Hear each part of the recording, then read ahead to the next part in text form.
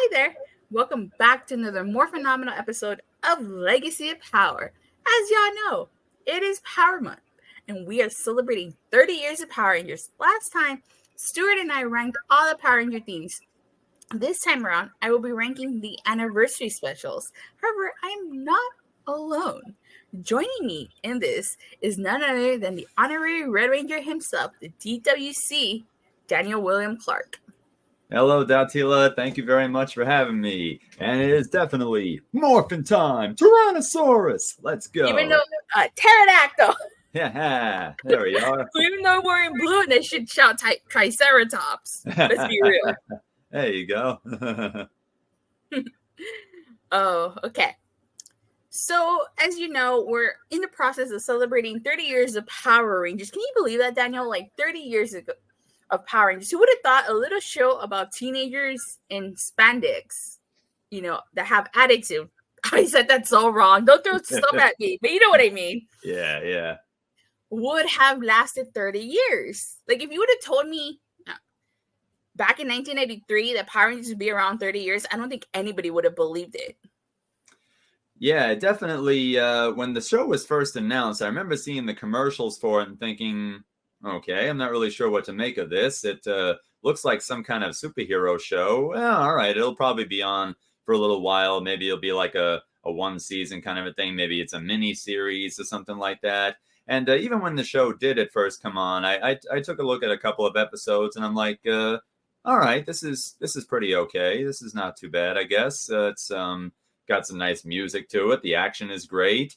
It had a little bit of something in there for, superhero types of fans, for monster movie fans and such like that. And then next thing I know, I see that they're making a whole bunch of merchandise about it. I remember when my mom got me my very first Power Ranger related toy, it was actually this guy right here, the original red Mighty Morphin Power Ranger. Yeah, sure is. And as I took a look at him, I said, yeah, you know something?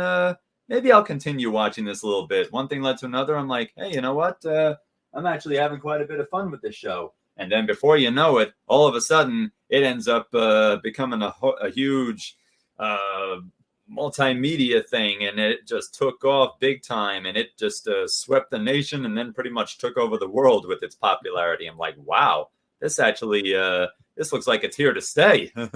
Very incredible. I wish I still had the first toy I ever got of Power Rangers. Unfortunately, I don't have that toy anymore. But I will say in 2012, when they did the Legacy collection, the first thing I ever got, and it's in my closet, I'm not going to bring it down because I have to move stuff around, was the Morpher. So I got the Legacy Morpher.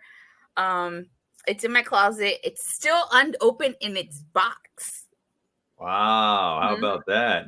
Yep, and my most recent thing, as you can see right here, this Lightning Collection, Rita Repulsa, who's right next to Adam Cole, baby. Aha, there you go. Baby. Yeah, baby. So now when Rita, if I was gonna say if you ever take Rita out of the box, you'll have to say after 10,000 years I'm free. But now I'm thinking you might have to add a 10,000 years I'm free. Boom. Baby.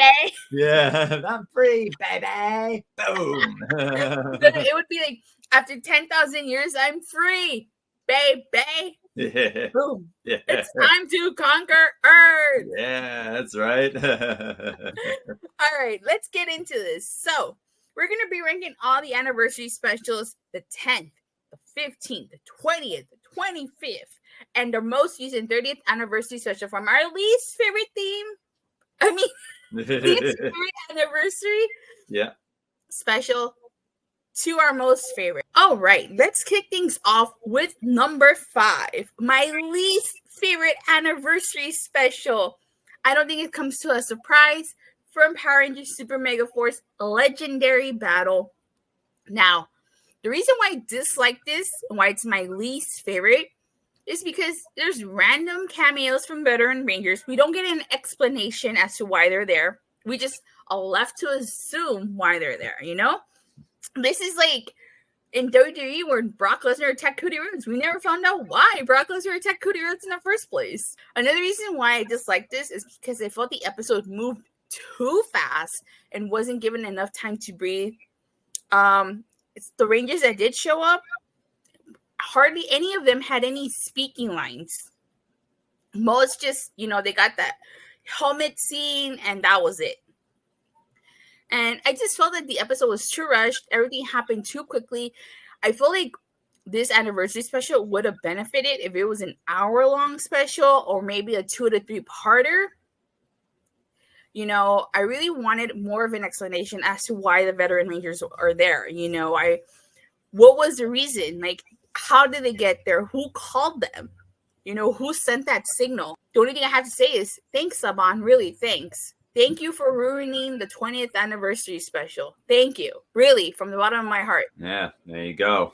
It's like, wow, man, oh man. It's a legendary, and then boom. And honestly, this episode could have been so much more. Like, it would have been so much more. I understand there was a lot of stuff going on behind the scenes, but with everything that you had, you could have made this episode incredible, and I just feel like they didn't.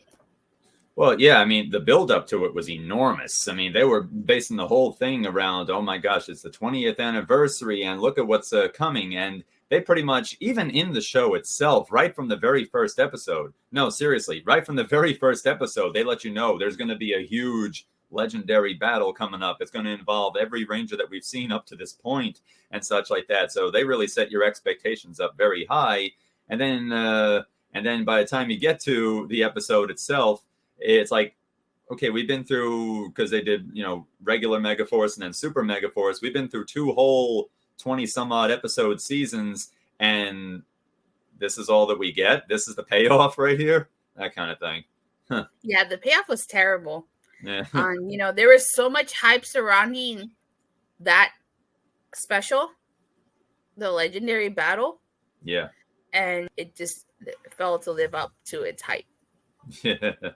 Yeah, just like legendary, and I feel like the true legend is what could have been, or something like that. Legend has it that more could have been done if they really went another way with it, or something like that. But this is what we ended up getting instead. Like, that, like that. I don't know if you call it a meme, but it's kind of like a running gag on Twitter where somebody posts, I want to get this and that, and then your parents say, we have this and that at home, and then they show something that looks so mediocre. That's kind of the same feeling I'm sure a lot of fans were left with when all was said and done. Oh man, it's all building up to this, and then gee, that was quick, and I don't feel like I got much more insight from it. Mm-hmm. That kind of thing. Alrighty, Daniel, so tell me your number 5, your least favorite anniversary special. Okay, my least favorite anniversary special is the 15th anniversary special, Once a Ranger, from the Power Rangers Operation Overdrive season. And honestly, it is not because I thought that the episode, or should I say episodes, as it was a 2-parter, were bad or lacking in quality, but just when going over my list, something had to fall somewhere. So this was where Once a Ranger landed for me, basically. Yeah. But the things I didn't really like about this episode were, well, first I'll start with saying what I did like. Well, for one thing, I like that this was essentially the reason why I got back into watching Power Rangers on a more regular basis. Because up to this point, I kind of would sporadically go back and see what was happening. Like when Dino Thunder happened and Tommy came back, I said, oh, Tommy's back. That was badass. I know him. Yeah, definitely. So I said, all right, I'll pay some attention. Huh? I was in the appropriate titled episode, Back. Yeah. In Black. Back in Black. That's right. Yep. They should have gotten AC/DC to as background music for that episode. Yeah. Oh man, that would have put it over even more right there. That would have made it even more memorable than it already was there. Oh, totally cool. But then after that, they went back to the format that they had been doing, new cast, new team, etc. So I was like, okay, well, that was fun. But then Operation Overdrive gave us Once a Ranger. And I said, oh, okay, I guess this is going to be a recurring thing then. So, all right. So then they're bringing previous Rangers back again. And it was nice to see, it was nice to see some previous Rangers. Although by this point, like I said, I hadn't kept up as much with the Disney era, because this was the this was during the Disney era when the Walt Disney Company owned Power Rangers. So I wasn't as familiar with, some of the Rangers that had been introduced from being the past Rangers and such. Like, I'm like, okay, here comes Mystic Force Green. Here comes SPD Red. Here comes Dino Thunder Yellow, who, thanks to watching some of Dino Thunder, I was like, okay, her I remember. And then Ninja Storm Blue. And then all of a sudden, I notice a very familiar Ranger color from a very familiar team of Rangers. And I'm like, oh, that's Mighty Morphin Black. Now that guy I recognize right there. And I think also what I liked about this was that this was kind of the point in the series where, I feel like, okay, I grew up with the original Mighty Morphin show, and now we're at a point where kids who were my age back then are now growing up with the Ranger teams from this era. So I remember getting to watch this with my young cousin Rachel, and she was a fan of the Disney era Rangers. I think Tori Hansen from Ninja Storm was her favorite one. And yeah, there you go. And me having, been a fan as a child from the Mighty Morphin days, it kind of gave us something to share right there. So it's like we both like the same series, but different generations of Rangers. So there was some of that involved right there. So that was cool. And there were parts of it I liked, such as some nods to the lore, like Kira, Dino Thunder Yellow, talking with Adam, who it wasn't Zach, it was Adam, who was a Black Mighty Morphin, and talking about Tommy's a doctor now. Really? Holy cow! So nice little lore there. And even little things like at one point in the episode, one of the villains I think he grabbed Mac or one of the other Overdrive Rangers, and in a very Terminator-like way, he tells him, "Get out!" He throws him out of the vehicle he was riding right there.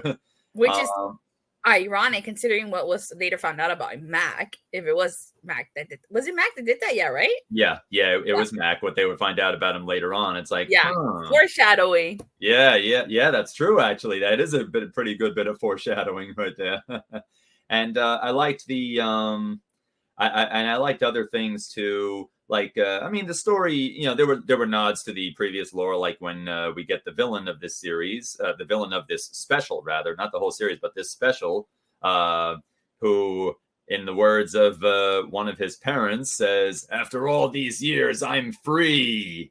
And this villain, of course, would be Thrax. Yeah, right. After all these years, I'm free, baby. Time to make the Rangers go boom. So, man, yeah. I would have lost my shit if he actually said that. Oh my gosh, can you imagine? Can you imagine? That would have been incredible. And, the story made sense overall. I thought it was a well-told story. The current generation of Rangers lose the ability to morph, the Overdrive Rangers. So now it's like, okay. And then the Retro Rangers, if as they were called there, they come in, Adam, Kira, Tori, Bridge, not Jack or Sky, who was SPD Red beforehand, but Bridge.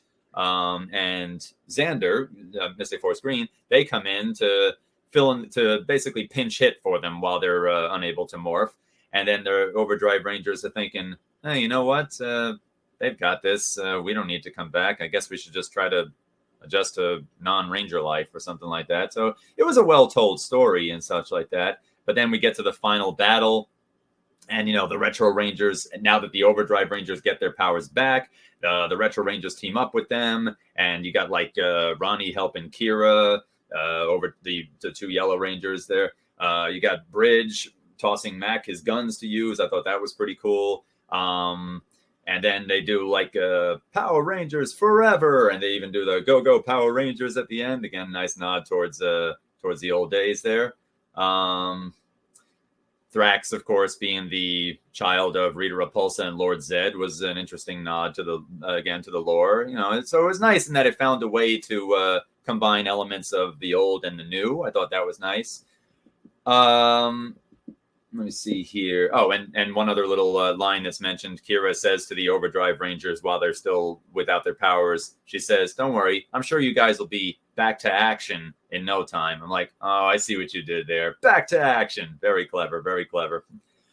What I didn't like about the episode was, again, I've already mentioned that the Saban era only had Mighty Morphin as its representative. We had like several representatives from the Disney era. in terms of the Retro Rangers. But the only reference that we get from the Saban era was Mighty Morphin. I would have liked it if they had balanced it out a little bit more, maybe. Always Mighty Morphin. Always. That's why so many people are just sick and tired of Mighty Morphin, because it's always Mighty Morphin. Well, that too. Yeah, we got Mighty Morphin, and I was thinking about like who else they could have brought in or something like that. So I was like, it would have been nice if they'd done something else, even if they swapped it around to something like that.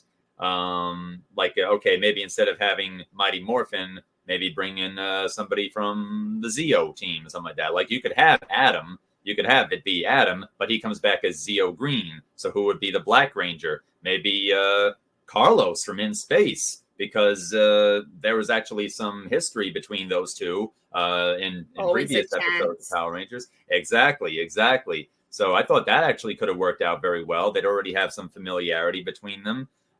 They wouldn't be as much strangers to one another. I mean, some of the Disney era Rangers might have recognized one another there, but this would have been like another thing for Saban era fans. So I wasn't too crazy about the fact that there wasn't a whole lot of representation from that era other than just the one. And I mean, I get it. Mighty Morphin is typically the team that most people think of when they think of Power Rangers. But it's like the longer you perpetuate that, the more that's going to be the case. It's like, well, we know about Mighty Morphin because that's all they show us right there. We don't want Zeo and Space to be lost in the shuffle at some point. And like I said, that's why so many people are sick of Mighty Morphin, because it's always it's like Roman Reigns when he was a face, just shoved down our throat. Yeah. Yeah, there you go. It's like, well, too bad. This is what we're doing. And it's like, too bad. Forget the other seasons. Here's Mighty Morphin. Right. Who cares about the other seasons? Like, here's Mighty Morphin. So, for those of you who don't know who Roman Reigns is, he is the current WWE Undisputed Universal Champion. Exactly. And another thing that I didn't really like was the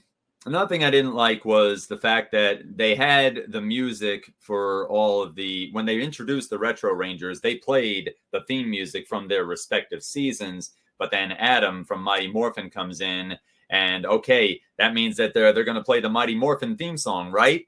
Wrong. They actually play this other song that had never appeared on a Power Rangers show, and that's when we find out that, apparently, when Saban at that time had sold the Power Rangers franchise to Disney, he did not include the music rights, so they weren't able to just use the Mighty Morphin theme for Adam. So then you see when he arrives, and then even when they're having unmorphed fights later on, they're showing all the Rangers, and you hear for Kira, you hear Power Rangers roar, and you hear SPD emergency, when Bridge is fighting and such.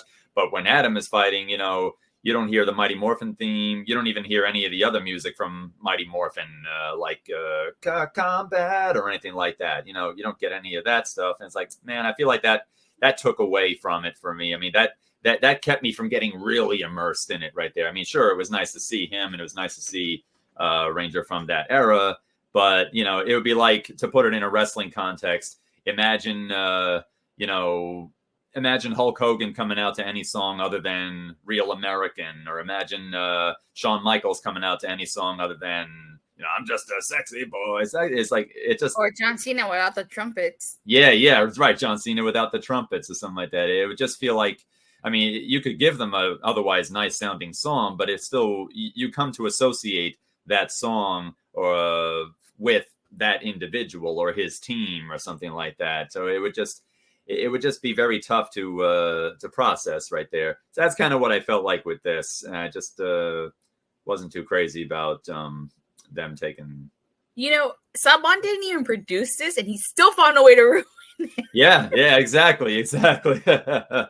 Yeah, right. I may not be the owner right now, but I'm still kind of keeping you from. I'm still finding a way to spoil it right there. There you go. Right? Oh, man. All right. Yeah. All right, Daniel. Number 4. What is your number 4? Okay, so number 4 on my list would be the 25th anniversary special of Power Rangers, Dimensions in Danger from Power Rangers Ninja Steel. Now, again, it was pretty decent overall. I thought it was, I didn't think it was like bad or anything like that. I was like, oh man, why did I waste my time? No, it was good, but again, it had to fall somewhere on the list, and comparing it with the others, it wound up landing here. I had seen up to this point, I had seen little bits here and there of Ninja Steel, so I wasn't like completely aware of what was going on, but I had like a general idea of what the overall plot was and such. But one thing I did like about it was that again we got to see more Retro Rangers come into action, and this time we got a much more of a balance. I would say we got some Saban era Rangers, and I believe we got some. Yeah, we did get some Disney era Rangers as well. We got some Dino Thunder in there. We got was it RPM? Yeah, Gemma. Yeah, we right, Gemma from RPM, right? We got that in there. And we got some Saban era Rangers. We didn't just get Mighty Morphin this time. We also got Time Force as well, and we got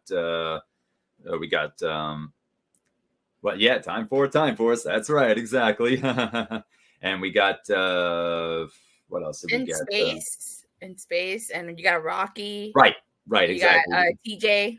Right, we got TJ returning as In Space Blue. That's right, yeah. And we even got some from the newer Saban era as well. Like we got Coda, Dino Charge Blue, I believe.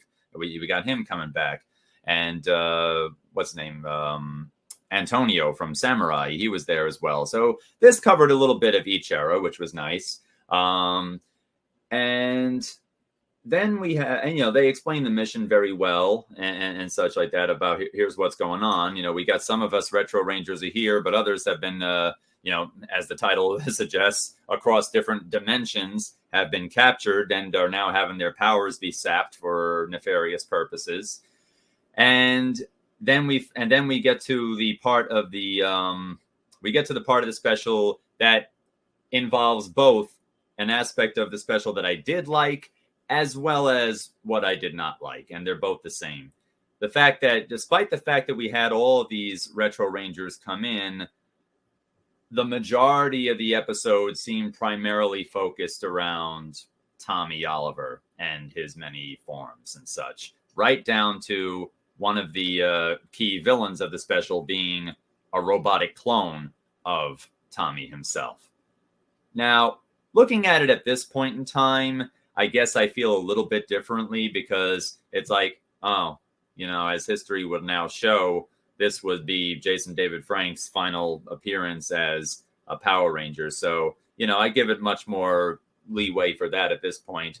But at the time, though, I was watching it, and okay, don't get me wrong, it was, of course, great to see Tommy again. I mean, Tommy, people think of as the representative Power Ranger for good reason. He's like to Power Rangers what Mark Hamill is to Star Wars and such. He's kind of like the face of the franchise. So, and I definitely understand that.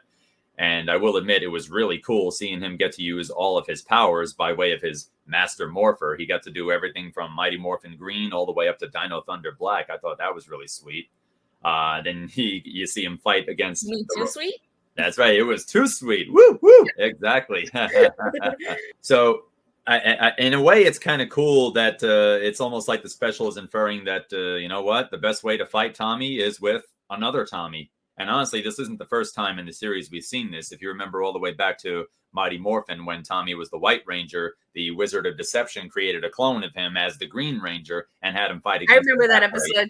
Yeah, there you go. So here we are once again. It's Tommy versus Tommy, a clone of some kind. And, basically it was a showcase for him right there. And again, at the time, I was like, well, it just seems like another Tommy-based episode. But now I almost look at it as, in retrospect, given where we are now and such, I look at it as, wow, something, if there was a love letter episode to be made for Tommy, this probably would be it, as well as Jason David Frank himself. Could you argue the same thing for Fighting Spirit as a... Oh, when during Dino Thunder, when he fought his previous forms there? Yeah, that's true too. When he fought against himself as Zeo Red and then Mighty Morphin's White. I haven't gone back to watch Fighting Spirit because I just feel like, I mean, I know it'll be a year this November, but I just haven't been able to go back and watch Fighting Spirit. I think I will break if I watch it. Yeah, I understand. I understand very much there. Again, that was another very Tommy focused episode, and at that point, it had been some time since we had seen I mean, we had seen Tommy just a couple of years prior in another special, which we'll cover later on, but we hadn't seen those suits in quite a while, though. It's like, oh man, so now it's like, here he comes, and now it's Zeo Red, it's Mighty Morphin White, it's Mighty Morphin Green, and then at one point they all converge and they tell him, "You've passed the test, Tommy. Good luck, Dino Thunder, Black Ranger." And so I was like, "Wow, that's really something. That's really cool." Yeah. But there were other things that I thought were interesting. Speaking of Dino Thunder, like one thing that they established in the episode was that Tommy does still live in Reefside, which is the host city for Dino Thunder, and we find out that that he does have a son. That is canon officially. He has a son named JJ, and he does still have access to his powers, like everything, like I said, Mighty Morphins Green and White, Zeo Red, Dino Thunder Black, and he even has access to some of his old Zords as well, such as the White Falcon Zord, too, which got to come into play as well. So, I kid you not, if it would have been the Dragon Zord instead of the Falcon Zord, I would have lost my shit. I would have popped for that, because we haven't seen the Dragon Zord since Mighty Morphin. The Dragon Zord was never destroyed. It's still dormant underwater, so I would prefer to see the Dragon Zord over the Falcon Zord. Yeah, exactly. Yeah. No, I know. Yeah, I definitely know what you mean there. If Dragon Zord had popped up, it would have been like, oh, finally. It just feels like you said, we know he was never destroyed or anything, but you kind of like, especially when you see the Green Ranger powers being utilized, sometimes you tend to associate it with certain Zords and such. Like, the other Mighty Morphin Rangers, like, the Dinozords, they got depowered and turned to the Thunder Zords. The Thunder Zords got destroyed, and then they had to use the Ninja Zords, which also had not been destroyed. They were kind of put to the side. Imagine if Tommy whipped out that Dragon Dagger and the iconic theme played. Oh my God. Do you know how many people would have lost their shit? Come on. I wouldn't have been the only one that would have marked out for that. Oh, and that would have been a big Mighty Morphin mark-out moment, to be sure, right there. Yeah, everybody from even before Dragon Zord appears, just hearing the tune be played once again, because you see that he does still carry the Dragon Dagger with him. Yeah, he still has it in his holster right there, so it's definitely still in effect, and I doubt that he uses it just as a glorified knife now. Not sure why they went with the Falcon Zord instead of the Dragon Dagger. I mean, instead of the Dragon Zord here. Personally, I would have gone with the Dragon Zord. I guess for story reasons, being that they had to stop the portal that was in the sky, and the Falcon Zord was able to fly up to it. Yeah, that makes sense. Yeah. So I guess that had a lot to do with it. Then again, maybe why not have the Dragon Zord come out and shoot his finger missiles right there, Mecha Godzilla style, and that could have probably done the job too. But I guess the Falcon Zord, I guess there were, people that they figured, well, all right, we haven't seen the Falcon Zord in a while either, so maybe they thought Dragon Zord, Falcon Zord. What would be more mission appropriate in this case? I'll have the Falcon Zord fly on up and do that, and kind of remind us that, oh yeah, the Ninja Zords were still intact as well last time we saw. So yeah, that's probably what it was. And then we see afterwards, when they're all parting ways and heading home, Tommy says the Power Ranger legacy is in good hands, and he says Rangers forever. And again, looking at the episode now, it almost feels like when the Ultimate Warrior made his final appearance on WWE Raw. Oh yeah. And he gave that last promo in the ring, and then a mere 24 hours later, we would find out that he had become one with the morphing grid. And this almost feels like, again, in retrospect, Jason David Frank's occurrence was much more recent. Song. You could say his swan song. Yeah, there you go, his swan song for sure. So this definitely, like, if there was a way to close out seeing the unmasked Tommy Oliver character on screen and seeing Jason David Frank, this was definitely a good way to go. It wasn't like, he was in it, but then he just kind of gave like an informal see you later or something like that. And it's like, oh man, leaves you wanting to see him again, or hinting that maybe this isn't the last time I'm back. This was really felt like, in hindsight now, a goodbye. But Yeah, there wasn't too much that I disliked about this, I would say. I guess, well, all right, I guess one thing would be that the Mighty Morphin Red Ranger had returned, but it was Rocky rather than Jason. And me, Jason was my number one favorite Ranger of all time, so I I would could have liked tell. to see him. Yeah, right, as if you couldn't already tell right there. There you go. And again, the original figurine and stuff. That's right. Tyrannosaurus! But yeah, but I mean, it's like, all right, well, cool for Rocky that he got to come back. But I feel like Rocky is a very underrated Red Ranger, and the only reason I say that is because, like, I feel like since he's not Jason, people just don't associate Mighty Morphin Red with him. Yeah, I can understand that. Yeah, I can understand that. Kind of like Cat. What's that? Kind of like Cat. Yeah. Oh, yeah. Cat as well, right there. People were so used to Kimberly being the Pink Ranger, and then Catherine had taken over while Mighty Morphin was still in effect. And yeah, sure, it was later on in the series' run, in the Mighty Morphin series' run there. So she got to be Mighty Morphin Pink for a little while before they made the change to Zeo. But yeah, it's true though. Catherine is like, yeah, she had the powers as well, right there. And I think Cat was only Mighty Morphin Pink for like what, 8 episodes? I think so. Yeah, that sounds about right. Because it was like she literally came in at the very end of Mighty Morphin, like, yeah, so yeah, right. But yeah, so the thing is that's one thing I wasn't too crazy about for it right there. And again, at the time, I figured, looking at it now, I feel a little bit differently about it. But at the time, I figured, oh, it's another Tommy-centered episode for the most part, right there. It's like I feel like we've seen stuff like that already. It's like I get that he's the top Power Ranger and probably the most legendary one of them all. But again, just like talking about Mighty Morphin, like everybody knows Mighty Morphin, because frequently that's what they keep giving us all the time. It's like, how come we never talk about space or Time Force or things like that? That kind of thing. Would this be a fair comparison? Mighty Morphin is like the Attitude Era. Everybody always talks about the Attitude Era. That's actually a very good comparison. Yeah. A lot of wrestling fans today. You talk to a group of 10 wrestling fans, 8 of them might say, "Oh, I haven't watched since the Attitude Era, since Stone Cold right?" and Rock was you there." talk to 8 out of 10 Power Rangers fans. Oh, I haven't watched since Mighty Morphin. Right. Yeah, exactly. Right. I've often said that too. That certainly to us big Power Ranger fans, yeah, we've been following the series for a very long time, and especially when something big is going down. But for the general public, and I mean, of course, we're happy to celebrate the 30th anniversary of the series.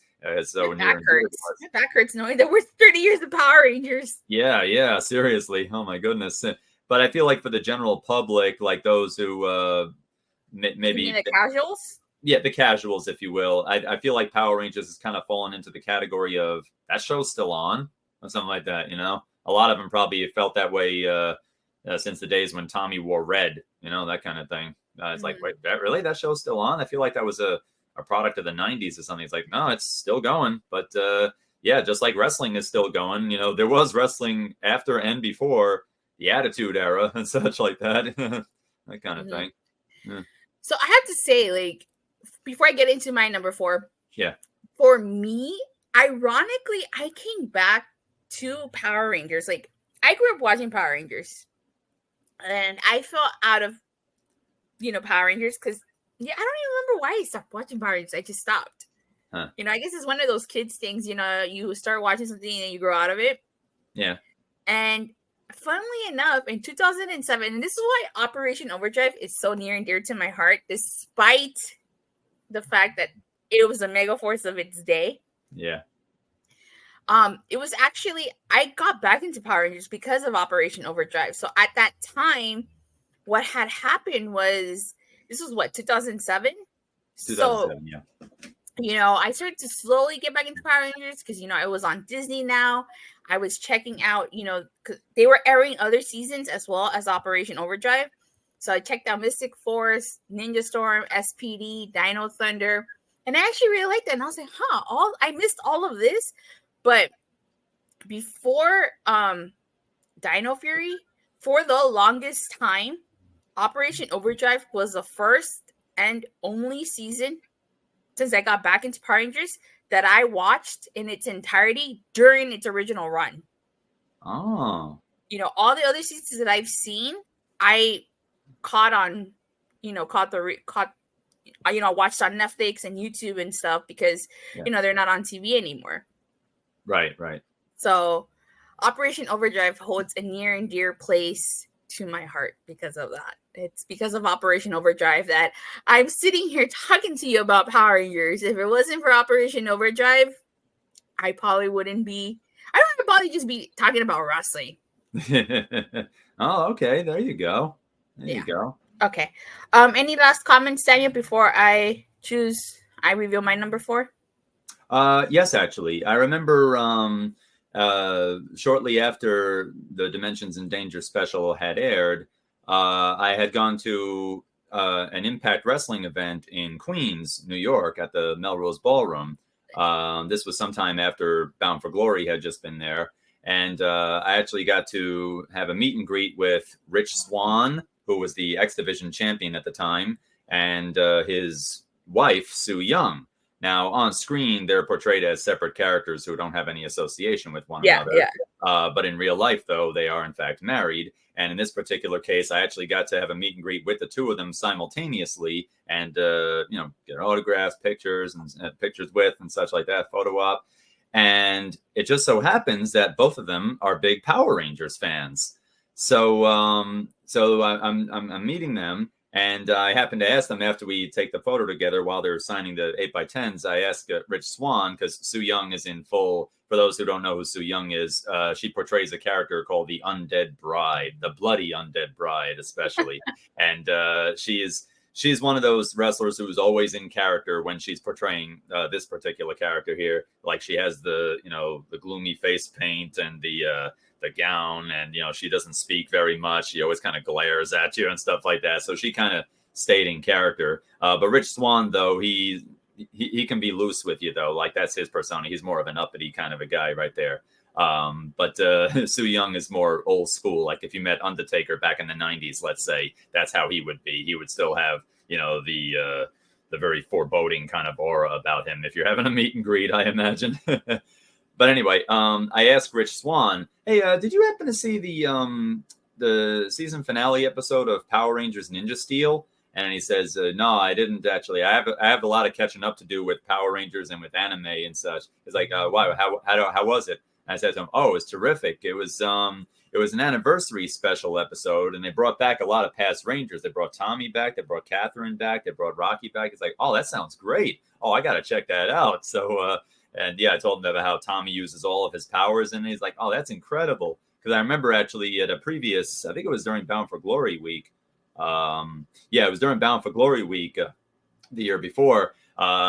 He was doing some meet and greets with the fans, and he was actually wearing, I don't know if you've ever seen that T-shirt where it's like on one half it's Tommy's Green Ranger powers, and on the other half it's his White Ranger powers. And I think it's like so. I think I've seen that some kind in the middle. Yeah. And he was wearing that. So that was my first indicator that, oh, okay, he's a Power Ranger fan too, huh?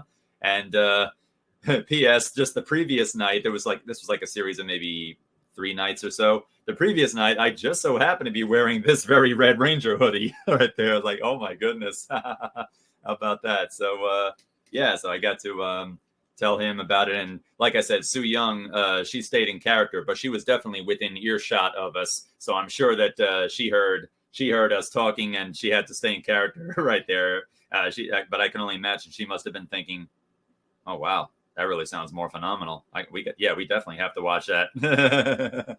Yeah. Credit to her, though. She stayed in character. And you know what's funny? It's like it's surprising to see how many wrestlers are actually Power Ranger fans.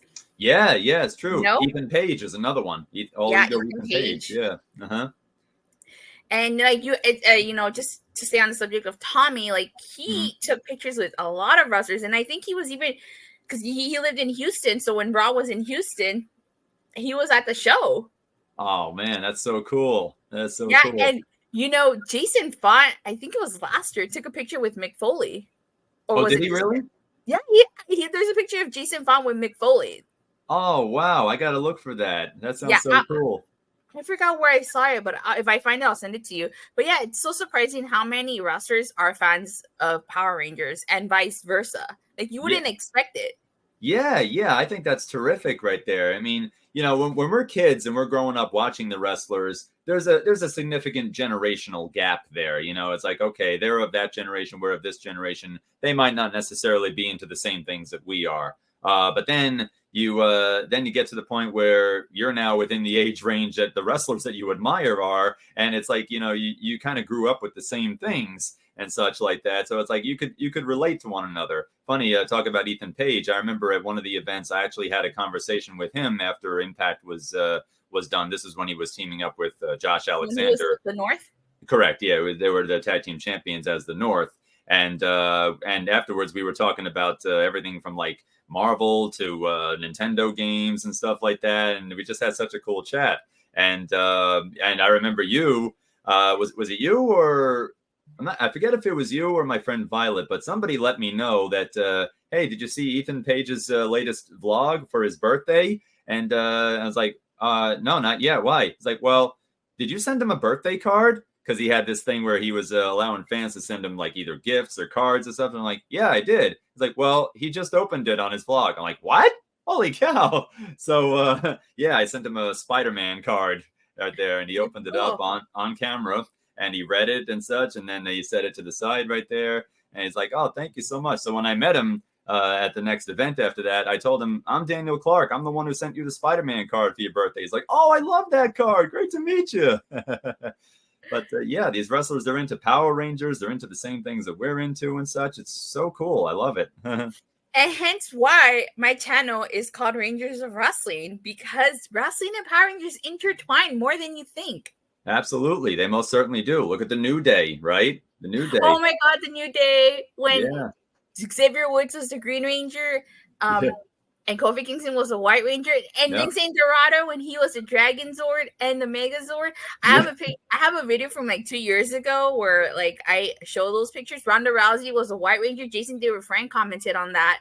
That's right. Yeah. Big Swole was the yellow, dressed as the Yellow Ranger. Thunder Rosa was White Dino Thunder. Yep. Oh my God. Britt Baker, cool. I think for Halloween, dressed up as the Pink Ranger, and she and Adam Cole, baby. With Tommy and Kimberly. You'd be so surprised how much wrestling and Power Rangers intertwine. And I don't know how many in Ranger Nation are wrestling fans, but yeah, there you go. There you go. Yeah, that's terrific. And I don't know if you heard of the Illuminati, but their shirts are inspired by the Bullet Club. I know because I saw them at Power Morphicon last year. Okay. And I was talking to one of the guys, and I was like, "Your shirts are inspired by the Bullet Club, right?" And they're like, "Yeah." And I don't know if the guy that I was talking to was like a wrestling fan, because I kept trying to sweet him, and like he wasn't catching on to what I was trying to do. I was like, now I was just like, "Are you just a Power Ranger guy, or like?" And it's because Joe from the Illuminati, he's a wrestling fan, so. Oh, okay. Yeah, I'm not as familiar with Illuminati, but based on how you're describing them, though, it's like, well, I definitely like to find out more about them. they cover a lot of stuff, so you should check them out. But yeah, so, I don't know if that guy that I was talking to was a wrestling fan, because, like I said, I was trying to sweet him. And he wasn't catching on to it, because you see Bullet Club, you got to do the too sweet. Oh, absolutely, yeah. So I mean, I don't know, but yeah, it was still pretty cool. It was worth a shot. Yeah, why not? All right. One last thing that I remember about Dimensions in Danger before I forget. It wasn't even about the episode itself, but during this time, JDF was posting a lot of behind-the-scenes vlogs on his YouTube channel, and one of them showed him and Jason Font, because you mentioned Jason Font before. That's what made me remember it. Just kind of like, palling around behind the scenes and stuff and talking. And at one point, JDF goes up to Jason Font says, what do you say we do that thing that we were doing before? Oh, okay, sure. And out of nowhere, they just start laughing for no apparent reason. They start laughing hysterically for no reason. And it's on the bottom of the screen, it says, #Font laugh. They're just laughing. And then they go, end scene. But all right. that was cool. My number 4 is also Dimensions in Danger. I know people are probably like gonna throw stuff at us. How dare we put Dimensions in Danger at number 4? Just like you, when this episode originally aired, I felt a certain way about it. You know, and fun fact, this was aired during SmackDown. I DVR'd this and I watched SmackDown when I should have done it the other way. I should have watched this live and then DVR SmackDown because I don't even remember that episode of SmackDown. That just tells you something. Yeah, there you go. Right? Hindsight's 2020, but yeah. And just like how you mentioned, you know, this was the Tommy show. And at that time, I just felt like we could have seen so much more from Antonio, from Kat, from Gia, from Rocky, or even from Trent, but we didn't. Now that he's no longer with us, you know, you look back and like this was his swan song, and you know, you have a different appreciation for this anniversary special. But at that time, you know, and that's the reason why it was unpopular at that time, because a lot of people did feel this was a Tommy show. You know, so a couple of things I disliked about it was I felt that the episode was too rushed. Everything happened really quick. Again, would have benefited from being an hour or at least a 2-parter. You know, I wanted to see more from the other Rangers. We got no explanation on the Master Morpher, where it came from. I did like that we got to see an epic showdown between Tommy. I did like the fact that he saved the day, especially again now that this was his final episode. One other thing I did like, and I cannot believe we didn't mention this, was that this episode confirmed what so many people had wondered about for years. Right. You know, everybody wondered, did Tommy and Catherine end up together? And this episode confirmed that they are canon. They would leave holding hands. Right. And so Kat is canon. Yeah. No matter what anybody says. That's right. It's Kat. That's right. I do appreciate that we got that explanation. But I feel like this episode, again, could have been so much more. It could have been a lot more epic. But, you know, Saban and Nickelodeon just handcuffed this episode a lot, you know. But, you know, now I have a new appreciation for this episode because, you know, it was Tommy's final episode as a Power Ranger and in Power Rangers in general. And I'm going to get a little emotional if I keep talking about it. But that's the only reason why it was ranked as number 4. Because I originally just felt like it was a Tommy show and more Rangers should have been given the opportunity to shine. Now I have a different appreciation for it, but you know, that's why I placed it at number 4, just for that original sentiment. Right. Gia came back. Gia seems to be, as far as I could tell, Gia is the only of the Megaforce and Super Megaforce Rangers that has come back for multiple Power Rangers projects involving like her team in some form. I remember she was also the only Megaforce representative in the video game Battle for the Grid, and she came back to do like a couple of, I think, like web specials that were Power Rangers related. So yeah, it was nice to see her in this one as well. And yes, Tommy and Catherine. Right, yeah, I mentioned JJ there, but yes, Tommy and Catherine. That wasn't just a one-off that they did for that Zeo episode, which took place in the future. That does this really happen, or are they just kind of going with it? No, it's official. That is 100% official now. Yep. Yeah. All right. Number 3. So my number 3, like I said earlier, Operation Overdrive holds a special place in my heart. So number 3, Operation Overdrive's Once a Ranger. This is the 15th anniversary special. And fun fact, this is the only 2-part anniversary special. I really like the callbacks, like Thrax saying after all these years I'm free. I like the mention of Tommy Oliver and Adam Park acknowledging like he's Roman Reigns. Yeah, right, exactly. Acknowledging Dr. O or Tommy. Yep. I like the fact that they said back to action, but I do say what I dislike about this is that the Rangers quit. I feel like with this two-parter, everything felt in pace. You know, it didn't feel rushed. It didn't feel like everything was happening too quickly. I will say I give a massive pop because at least we got an explanation as to how past Rangers got their powers back. Yes. Which is always a plus. Yeah. The one thing I don't like is we don't know how Dax came to be. We got a little tiny explanation of his history with the Sentinel-9. I would have loved to see a full fleshed out detailed background. And I can see why everybody dislikes this part, and it's because of this particular reason. I dislike the fact that the Rangers were so hung up on not being Power Rangers that they quit. I really dislike that aspect of this anniversary special. But overall, I feel like this is a very underrated anniversary special.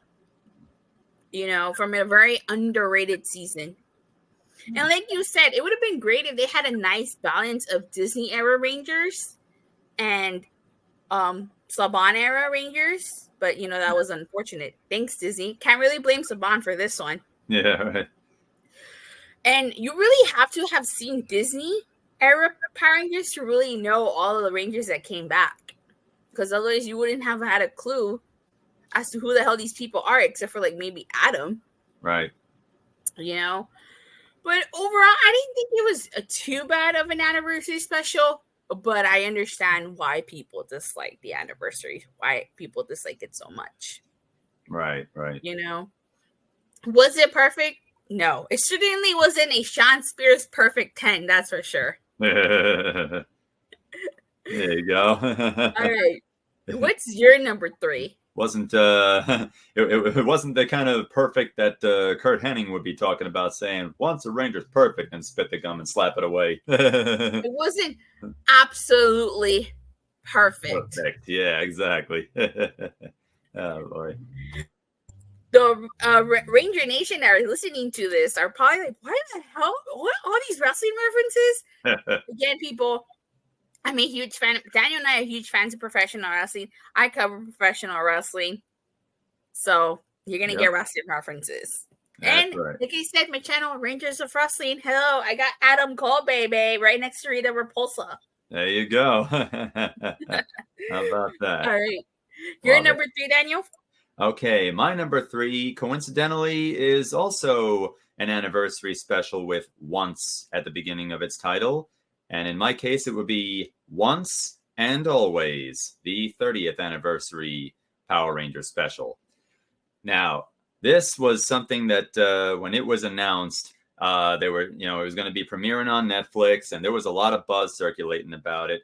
And it was going to be, unlike all the previous anniversary specials, which took place during whatever the current season of Power Rangers was at the time, this was going to be 100% Mighty Morphin focused. It didn't say Power Rangers 30th anniversary. It didn't say Power Rangers, once and always. It said Mighty Morphin with the traditional Mighty Morphin Power Rangers logo.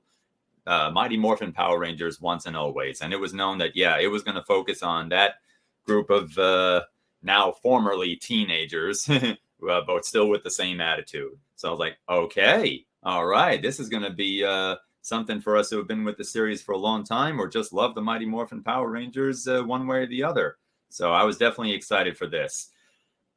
Now, naturally, with all the buzz about it, there was going to be trailers everywhere. There was going to be updates about it here and there. People were going to try and find out as much as they could about what was coming out, about what it was going to involve. And let me just say right off the bat that I am so glad that I did not watch any of the trailers beforehand. I am so happy that I did not watch the trailers. And make no mistake about it, I had people tagging me in the trailers, sending them to me in their DMs and stuff like that. And I'm like, I better not. I feel like I'm going to find out too much, and it's going to essentially spoil the plot for me.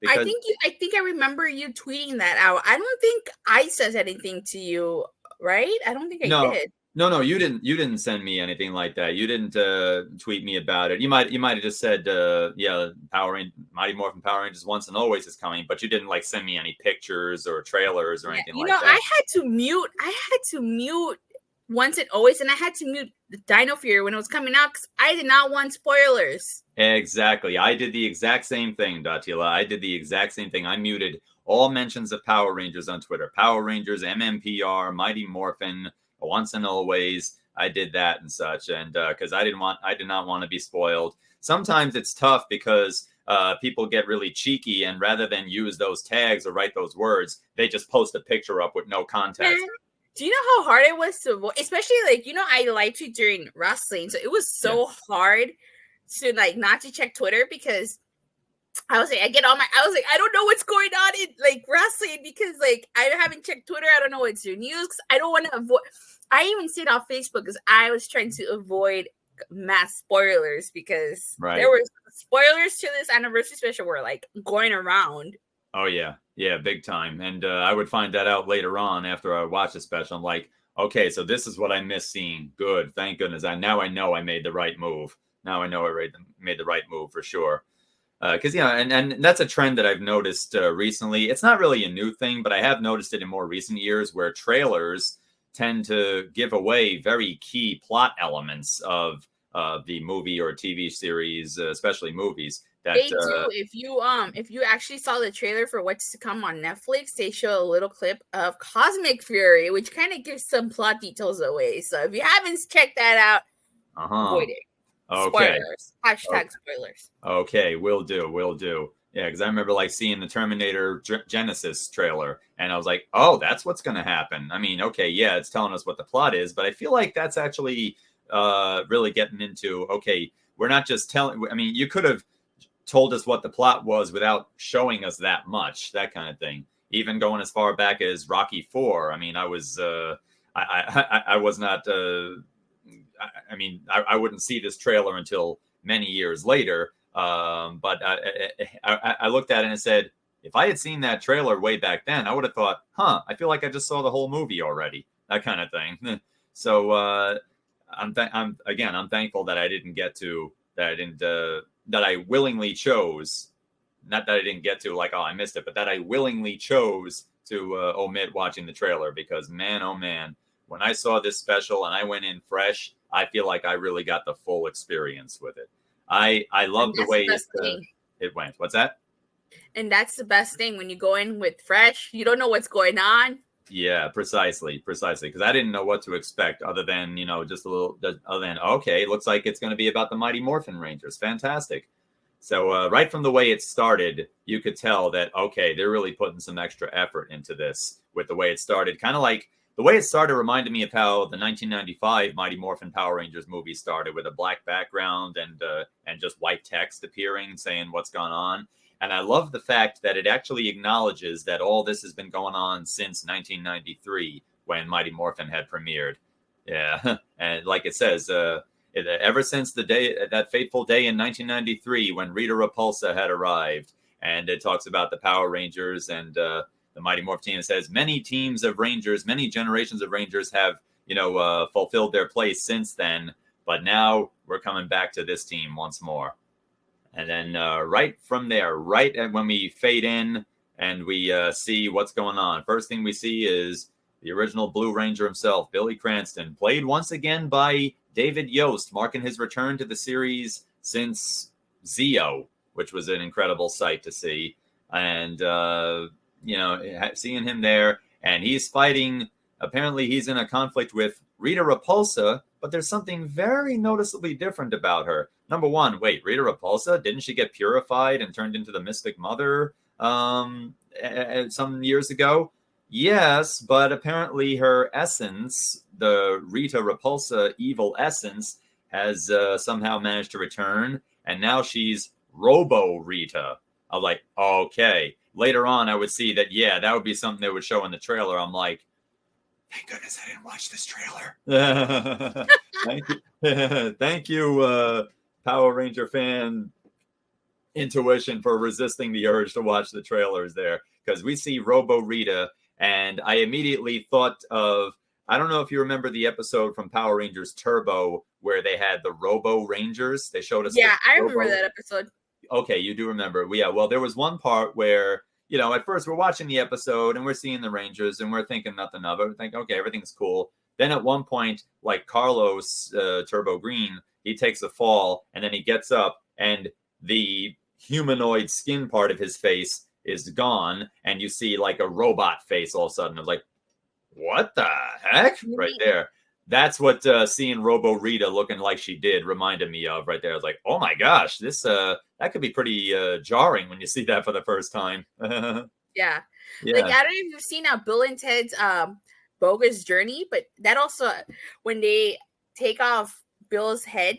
I saw it a long time ago. I don't remember it as vividly there, but that was like Bill and Ted there. Yeah, Bill and Ted, because Bill and Ted, the real Bill and Ted, die, and Robo Bill and Ted take over. Ah, okay. And they have to go back to kill evil them, or as they put it, evil us is. Yeah, there you go. Yeah, exactly. And one thing that was interesting was I figured maybe they'd roboticize her voice too, but no, she still sounded, you know, she had no metallic echo to her voice or anything like that.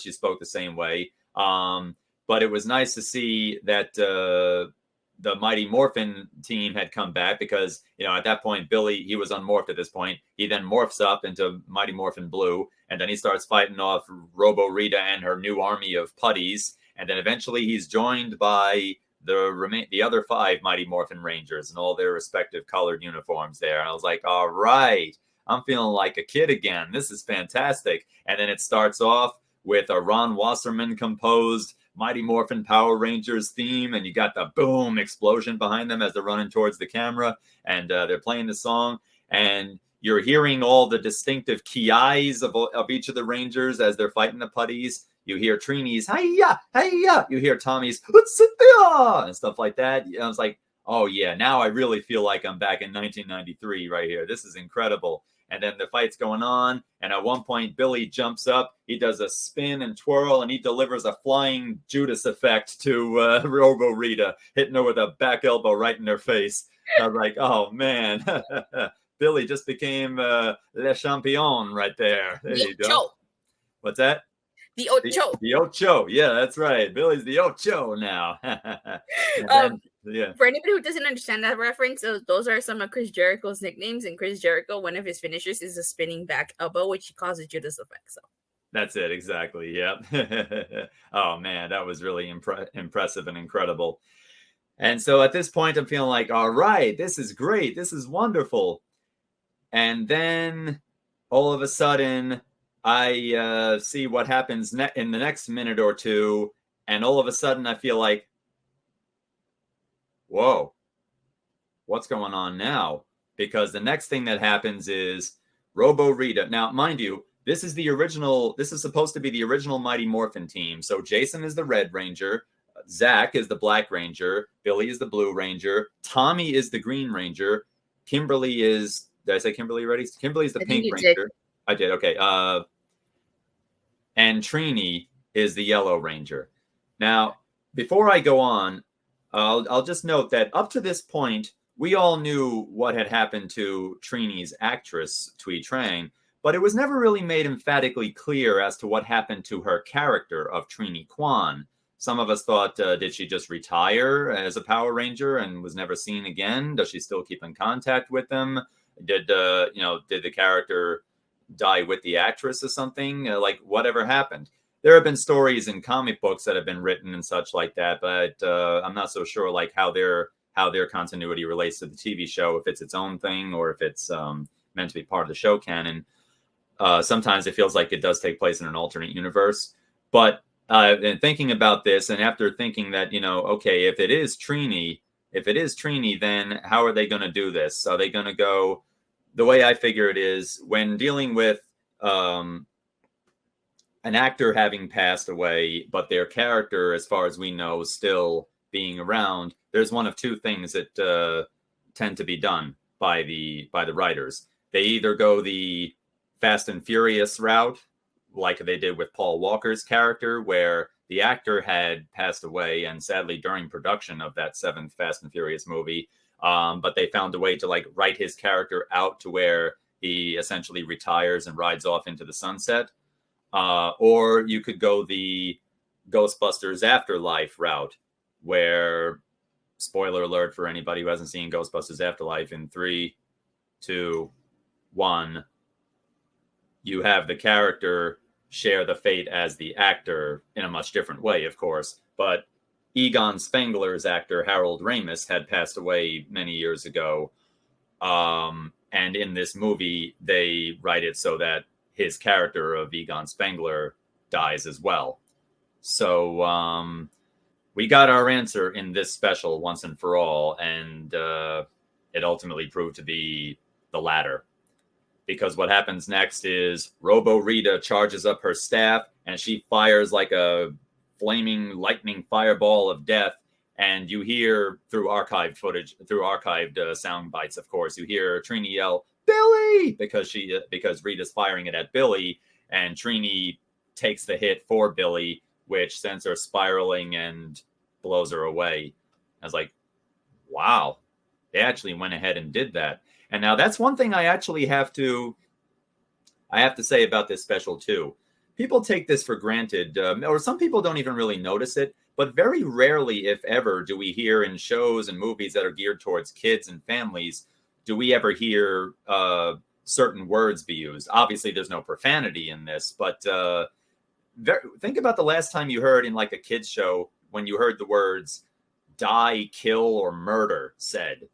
Probably not that much, if at all. They usually get around it by saying they were beaten or they were defeated or I destroyed them or something like that. You know, less hard-hitting words and something. But no, there's a lot of direct mentions of that, especially by Robo Rita herself.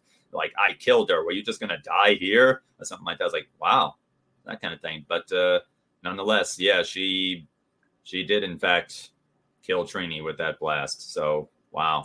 Yeah, I was like, oh my God, they did it that quick. It was like, right in the opening, you know? Yeah, that too. And it was right in the opening. And that's what I mean when I said, holy cow, you know, one minute I'm feeling like, all right, I'm a kid watching Mighty Morphin Power Rangers again. And the next minute I get a reminder that, holy crap, I'm not a kid anymore. You know, that kind of a thing. Yeah. It's like, this is crazy. I really appreciate that it was tastefully done. Yeah. It's done in a off screen. Yeah. But I feel like the way they did it, it was done tastefully. They killed her off by her sacrificing herself to save Billy. So I really like that. Yeah, exactly. She went down like a hero right there. It wasn't just you know, like, oh yeah, Trini, no, she's dead. It wasn't like that. Or yeah. They don't just mention it. They don't just say that she died. They show you how she died and why she died. So I really like that. Brought it to my eye. Yeah, it definitely made me feel emotional too. And sure enough, they base a very, very large portion of the episode, I'd argue about the majority of the, the special, around that, because one thing leads to another, and we find out, like, we now wonder, naturally, what will become of the Mighty Morphin Yellow Ranger position. Will Aisha come back and take it over? Or will something else happen? Well, sure enough, it is at this time that we find out that at some point between when Trini left for the peace conference along with Zach and Jason, and now, at some point between then, she had a child. She had a daughter named Ming. And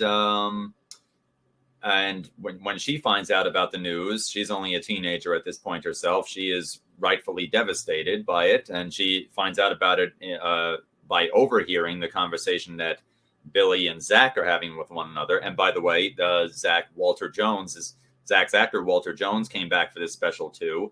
And that was something that I really especially liked about this episode, especially in Billy's case, because it's been well documented, the type of experience that David Yost was having working on the show, especially towards the end by the time it got to Zio. So this, it almost felt like, was kind of like an olive branch to David Yost, inviting him back and getting him to reprise the role of Billy. And he played a major part in this special, make no mistake about it. He was like a big part of the special's focus.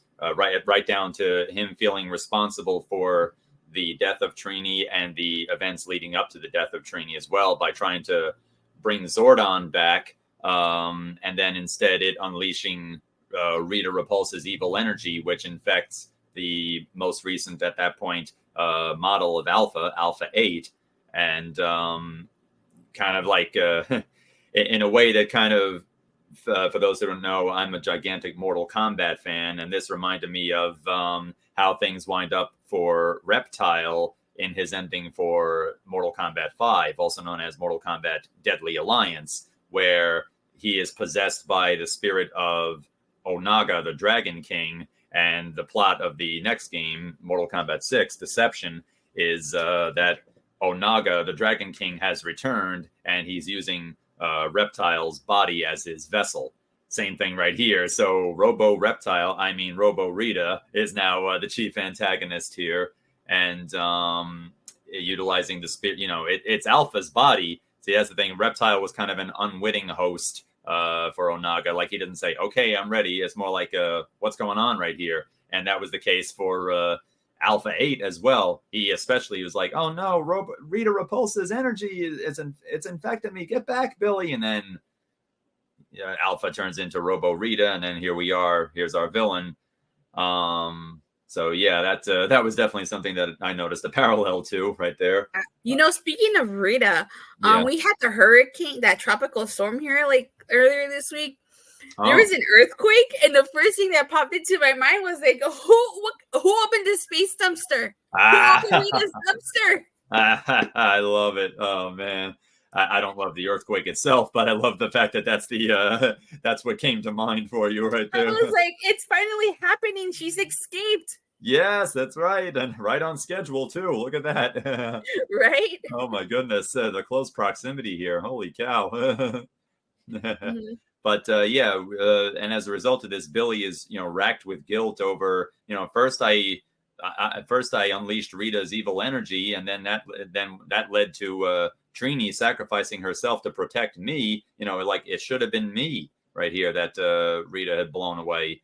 And that's when it really hits you that this special. See, the producers rightfully assumed that the key audience for this particular 30th anniversary special would be those who grew up with Mighty Morphin and especially just had an affinity for Mighty Morphin. They rightfully assumed that. Figured, always Mighty Morphin, always. And yeah, it's always Mighty Morphin there, exactly. But the thing is that, like, if you grew up with the original Saban era, odds are now you're of adult age where you're able to handle more severe themes and mature elements and such like that. So that's when they start incorporating all these other things into it, like dealing with grief and loss and regret and stuff like that. They have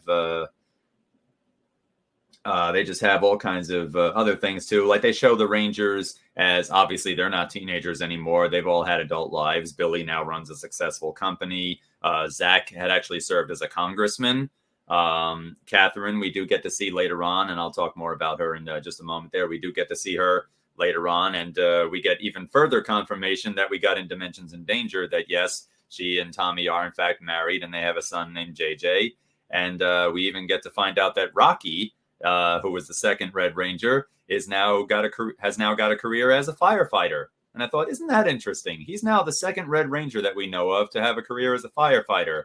I wish Carter would have made a cameo. Yeah.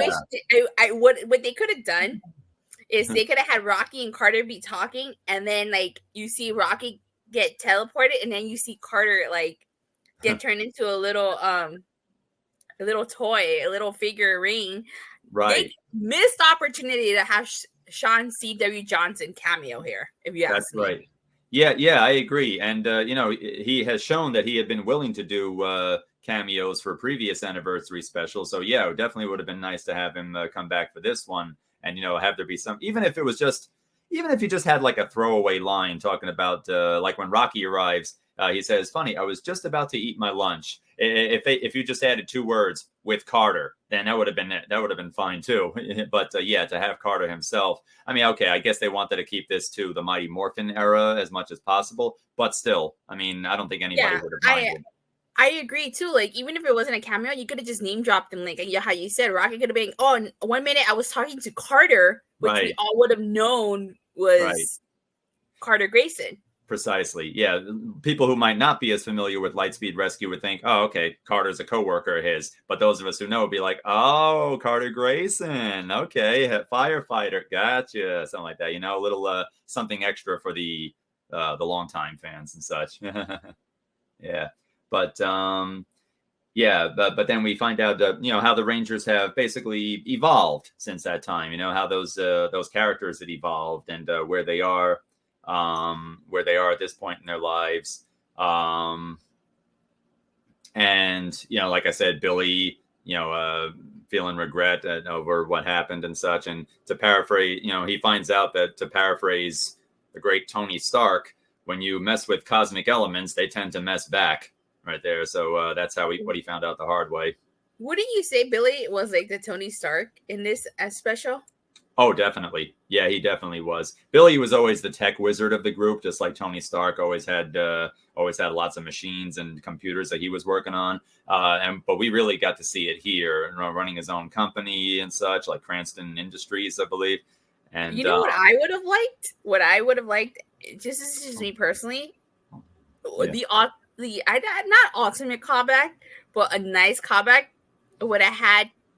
Now I know I speak as Trini's not there, but I really would have liked if you had Billy do his, what was it, techno speak?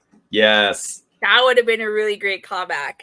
Yeah, that really would have, if he did his techno speak there, and because Trini was always the one who kind of put in layman's terms what he was saying right there. She would always interpret what he was saying. And I was like, they had such a great dynamic, the two. You could have had Min do it. That would have Min could have done it. That's right. Min could have been the one, and then Billy would look at it like, you remind me so much of your mother. That kind of thing. Missed opportunity. Yeah.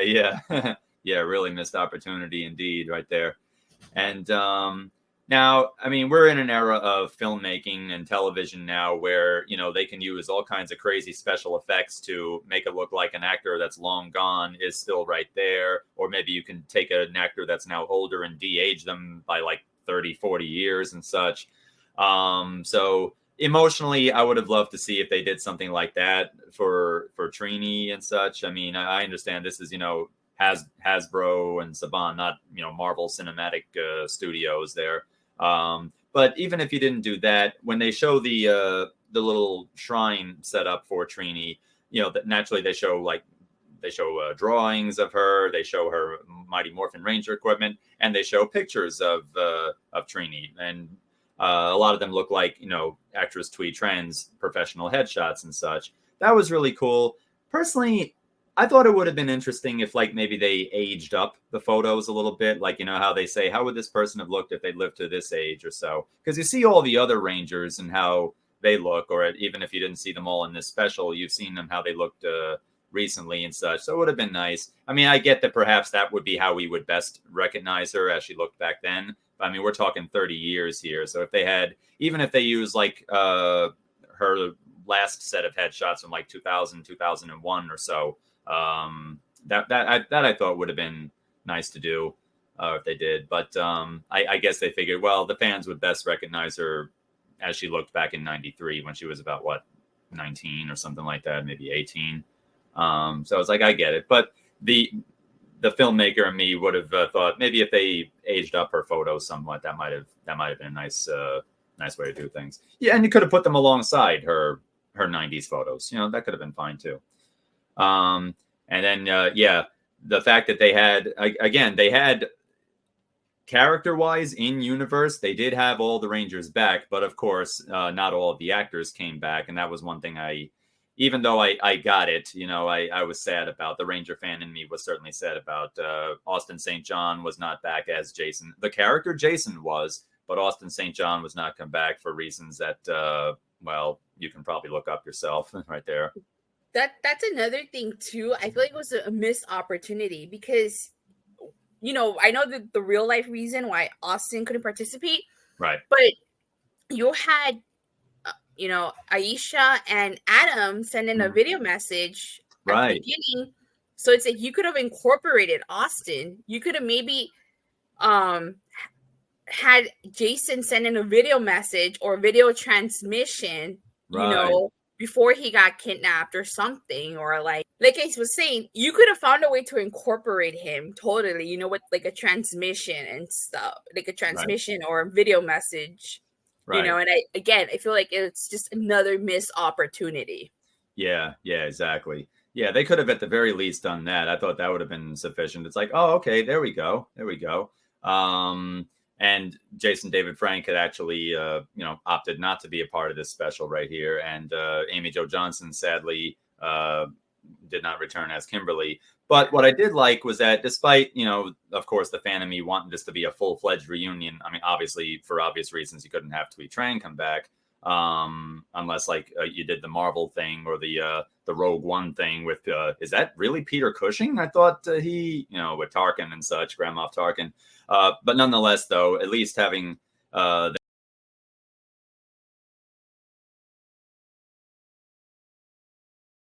they made the best of it, though. Like, they used, recycled sound samples of them doing their distinctive key eyes, and in some cases even saying some lines that they had said in previous episodes. Like, at one point, right before Tommy gets captured, you hear him say, "Time to take you down." Oh yeah, like that. So I was like, okay, well, because then even back in the Mighty Morphin season, when they were writing Jason, Trini, and Zach out, you didn't hear them say very much. And when they did, it was like, that does not sound like their voices at all. It was obviously a voice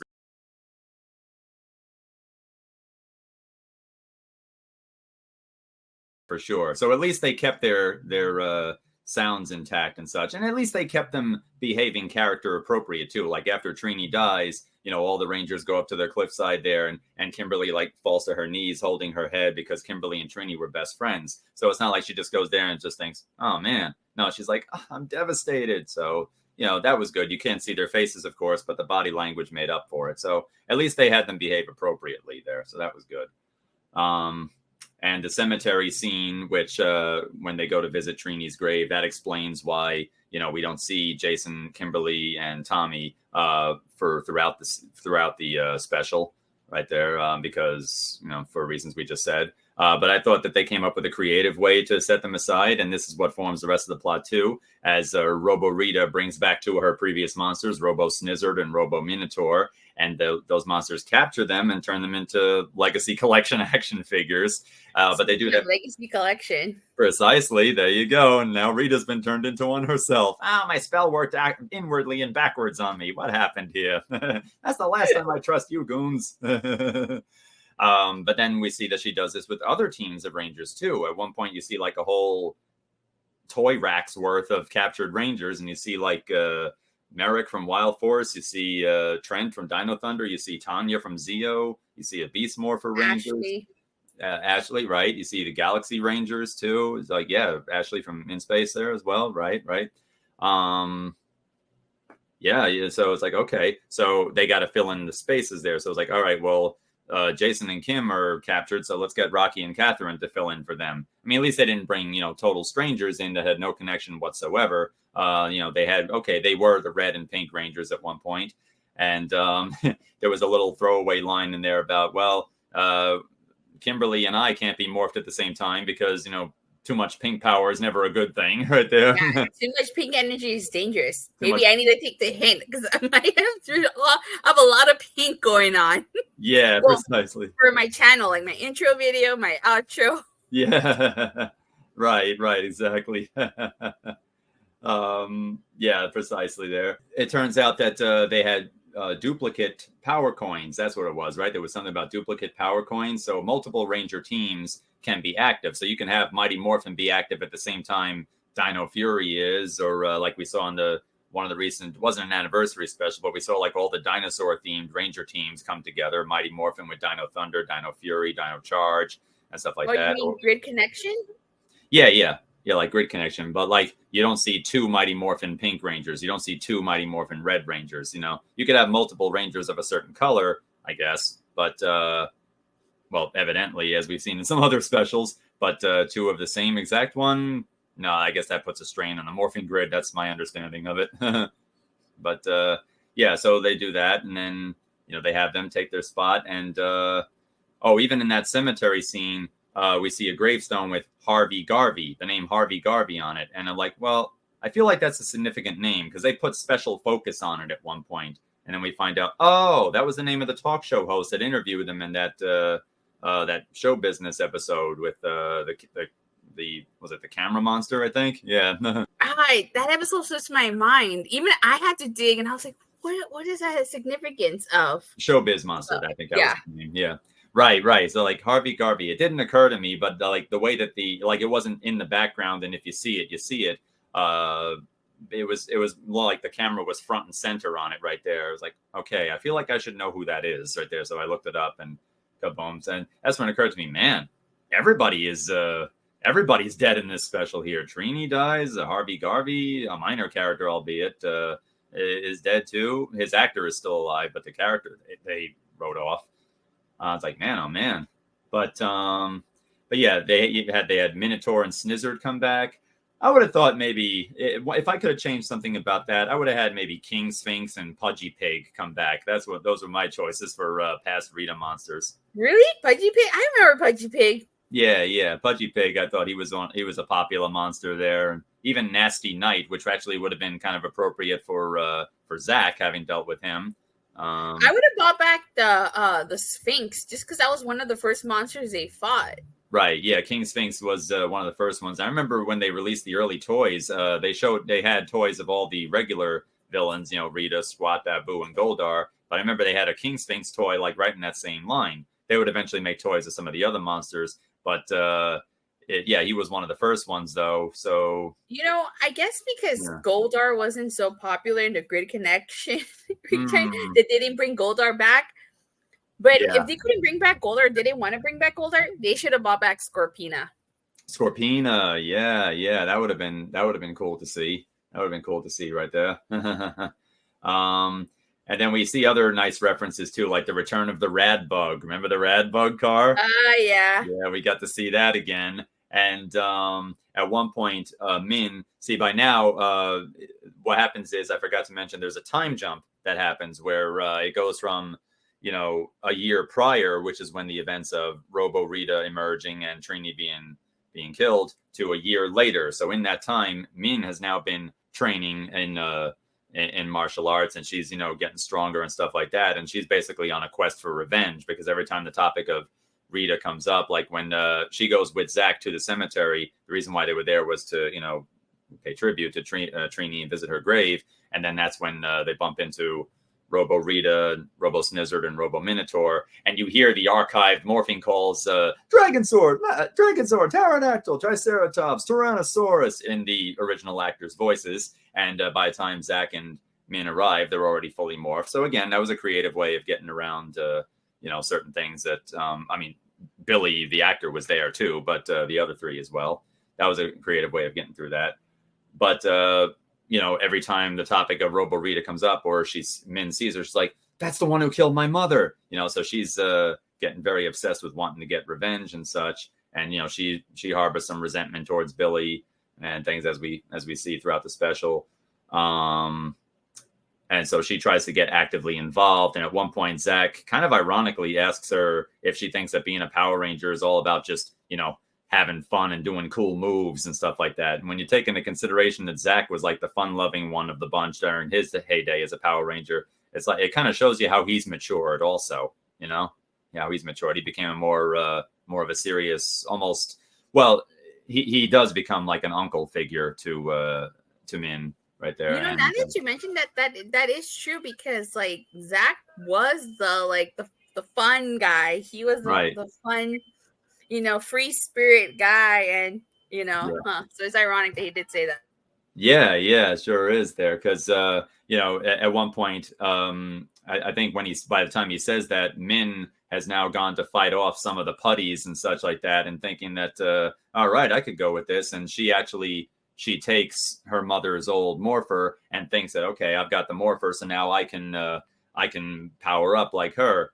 But it doesn't happen just yet. And then that's when, Zach and Rocky help her out. And this is all taking place at the old Ernie's Juice Bar right there. It's like, oh my goodness, look at this. That's another nice callback.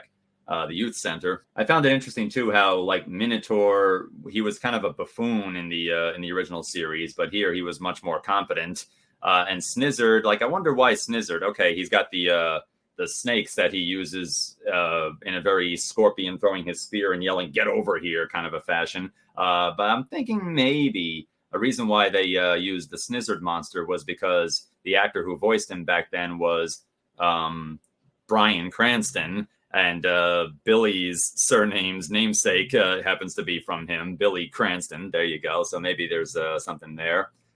And not to mention, Bryan Cranston played Zordon in the 2017 movie. That he did. That he most certainly did. Yeah, that was really cool to see. It's like, okay, I thought he did a good job. I thought he did a pretty good job there. The 2017 movie is a whole nother video. That is a whole nother video, indeed. Yeah. He did good in it, though, I will say. I was like, oh, very nice. Good job there, Brian. We got new morphing sequences also. I thought that was cool. I figured, how are they going to do this? Are they just going to reuse the old footage from the 90s? It would definitely stand out quite a bit. But nope, they filmed new morphing sequences with them, with the veteran Rangers. It was interesting also how, talk about from wanting to get revenge on the one who murdered her parents, to the one who murdered her mother, to the part where she borrows one of the cars in the parking lot at Billy's company, and she borrowed the rad bug, didn't she? Yeah, she does. She did borrow the rad bug, exactly. I tell you, between her borrowing the rad bug, and wanting to get revenge on Robo Rita, Ming's arc in this story reminded me very much of Dick Grayson's arc in Batman Forever, when Dick Grayson sees his parents murdered, and throughout the rest of the movie, he's obsessed with going after Two-Face. Oh, I remember what you're talking. Yeah, I remember that. Val Kilmer is Batman, and Dick Grayson trying to get revenge. I remember that. Precisely, yeah. So it's like, oh wow, this is she's going to be the Ranger Robin at some point. At least that's what she's hoping to become. It's like, all right, there we go. Analogy. I didn't even think about that. Yeah. Oh, okay. Yeah. That was the thing that came to my mind. I'm like, I feel like I've seen this before, but where?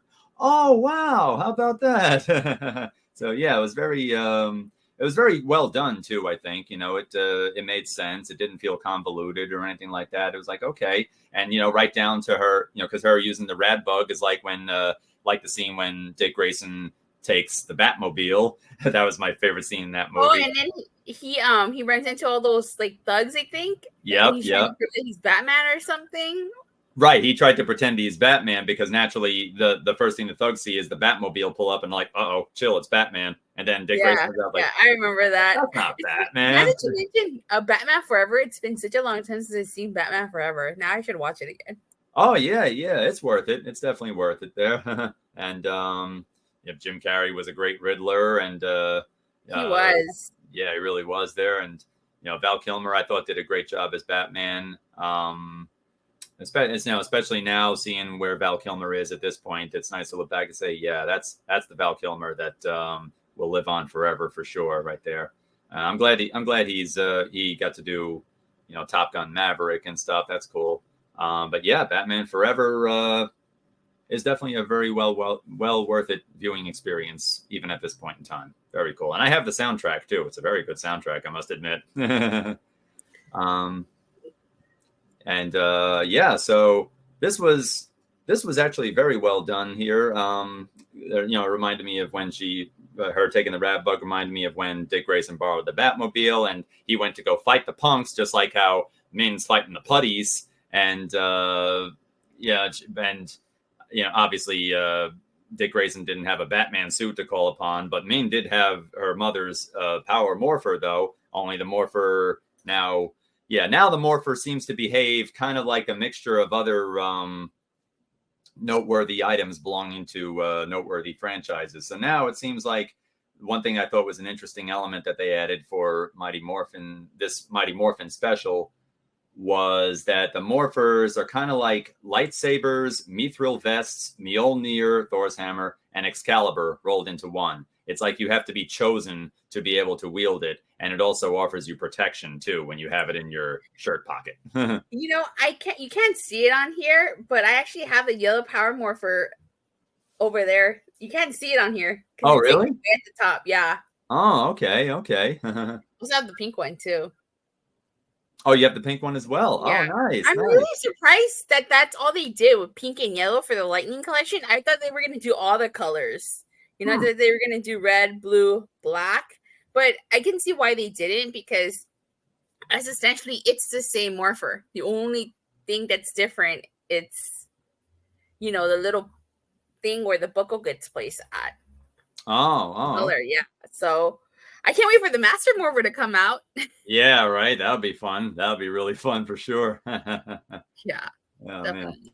But yeah, eventually, yeah, we find out what Robo Rita's grand plan is, and that's that she wants to, she basically wants to pull a Biff Tannen from Back to the Future Part 2, where she goes back in time and makes her life a lot better than it ended up becoming right Would you there. believe me if I say I've never seen Back to the Future?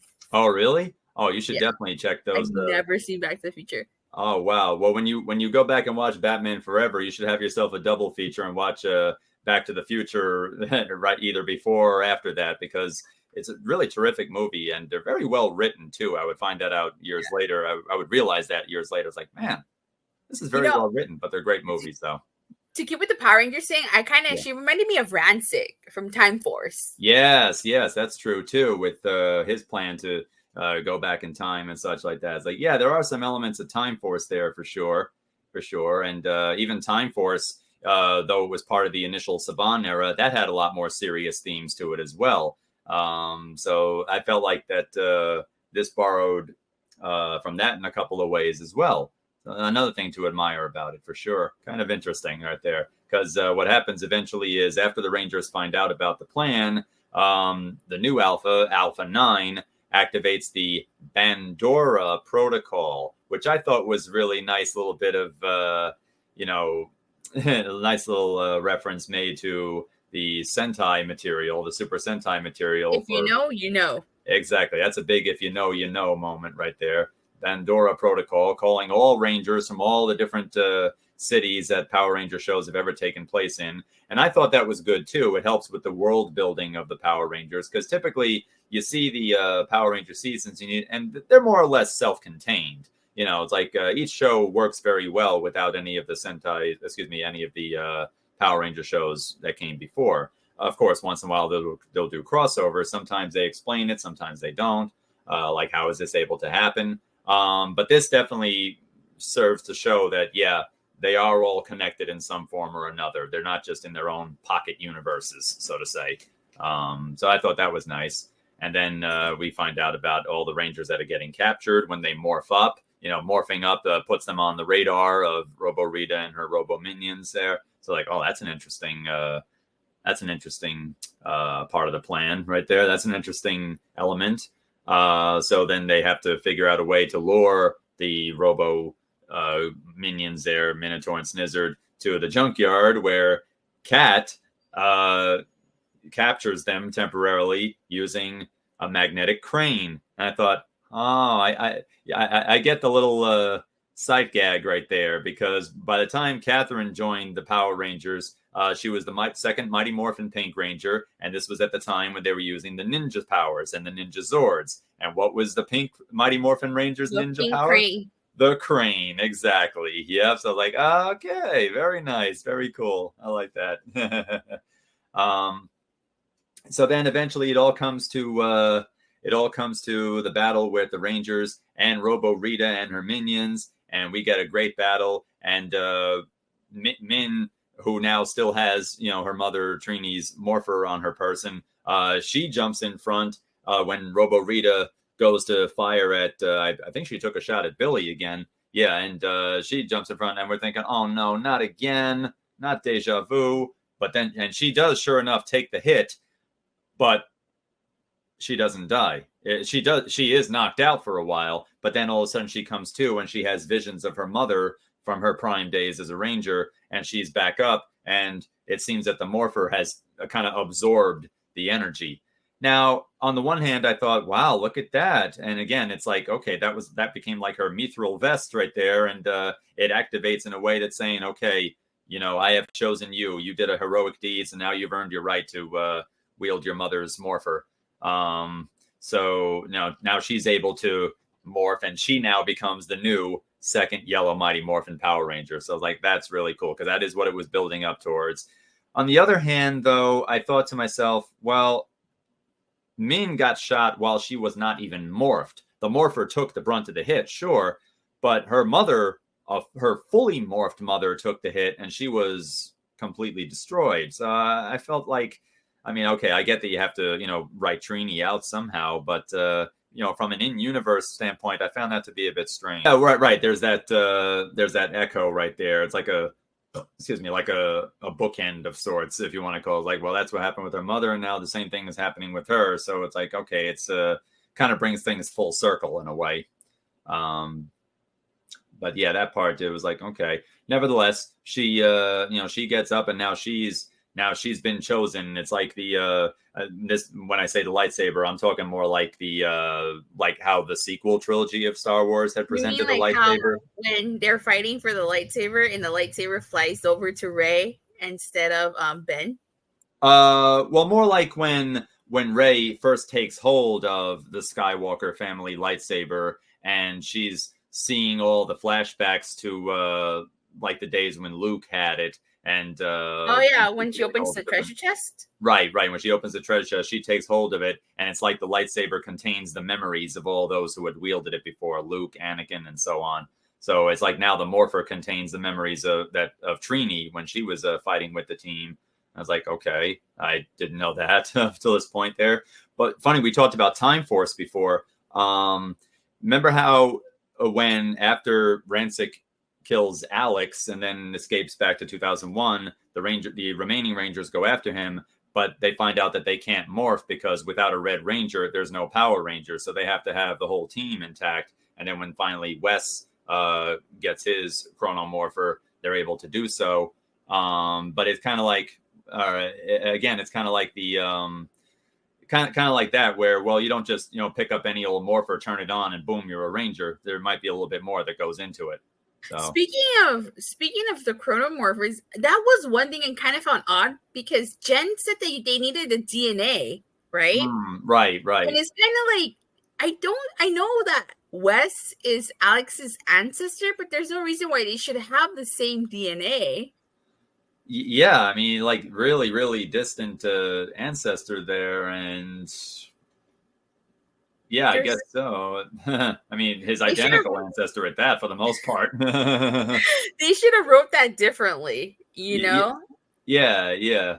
I mean, with Trini and Min, I mean, they're obviously very closely connected, mother and daughter, so their DNA is, of course, going to be in line with one another. But yeah, we're talking spreading over 1,000 years, a literal 1,000 years here. It's like, yeah, there's no way they can have the same DNA. Yeah, right. Man, oh man. Like you're not like my grandfather 50 times removed or something like that, Man, oh man. Boy. But they have their final battle, and they even bring back the Dino Megazord. It was kind of referenced before when talking about, we need all the powers or something, that Rocky says, so Dino Megazord is off the table. I was like, Dino Megazord? Now, okay, don't get me wrong. It was great to see Dino Megazord back. But then again, this is where the Power Ranger fanatic in me thinks, wait a minute, hold on, time out. I know that we still have the Ninja Zords. I know that we still have Dragon Zord. But Dino Megazord, by way of the Thunder Zords being destroyed by Revolto, should be extinct now, because the Dinozord served as the base component for the Thunder Zords. So how is the Dino Megazord back in action all of a sudden? I was like, wait. So again, a little explanation for that would have been nice. If they pulled it from the past, okay, that's. I have not watched Once and Always since I watched it, so I probably need to rewatch it. But okay. I think maybe they mentioned something about Billy. I think maybe Billy had the reason to do with it. I think. Okay, that could be. Maybe Billy had the blueprints of it or something. Maybe you could make like a newer version, a more souped up version of them, which actually would check out, because this Dino Megazord is much more agile. Like, its finishing move is it could jump up and do a complete flip over and then stab in the rear right there. So yeah, there you go. You could stab him right in the hip there, right in the kidneys, I guess, the robo kidneys or something like that. So that actually would explain it, that maybe Billy brought it back and gave it enhancements. But still, it would have been nice if we got more than just, and it's back. And a little explanation goes a long way. Yeah, it really does. It really does. You don't have to devote a whole segment to it, even just like one sentence or something. Like they did during Zeo when Alpha said something about, I borrowed some parts from the Ninja Megazord. And then, okay, there you go. That'll do. Um, and then eventually, yeah, the Robo monsters get destroyed. Minotaur and then Robo Snizzard. Robo Rita makes grow to large size for the Dino Megazord to fight. And Billy and Min pilot the Megazord by themselves for a while. At first, I thought, is that possible? But then I remembered, oh, wait. I remember Zach and Jason able to pilot the Thunder Megazord when they were fighting the Purse Head monster back in Mighty Morphin. So I guess they set the other sections of the Megazord to autopilot temporarily, but it works best when you got all 5 Rangers in the cockpit at once, because the other Rangers were dealing with Robo Minotaur and then had to keep Robo Rita at bay. And it was cool when Billy impaled her from behind with the power lance there. That was cool.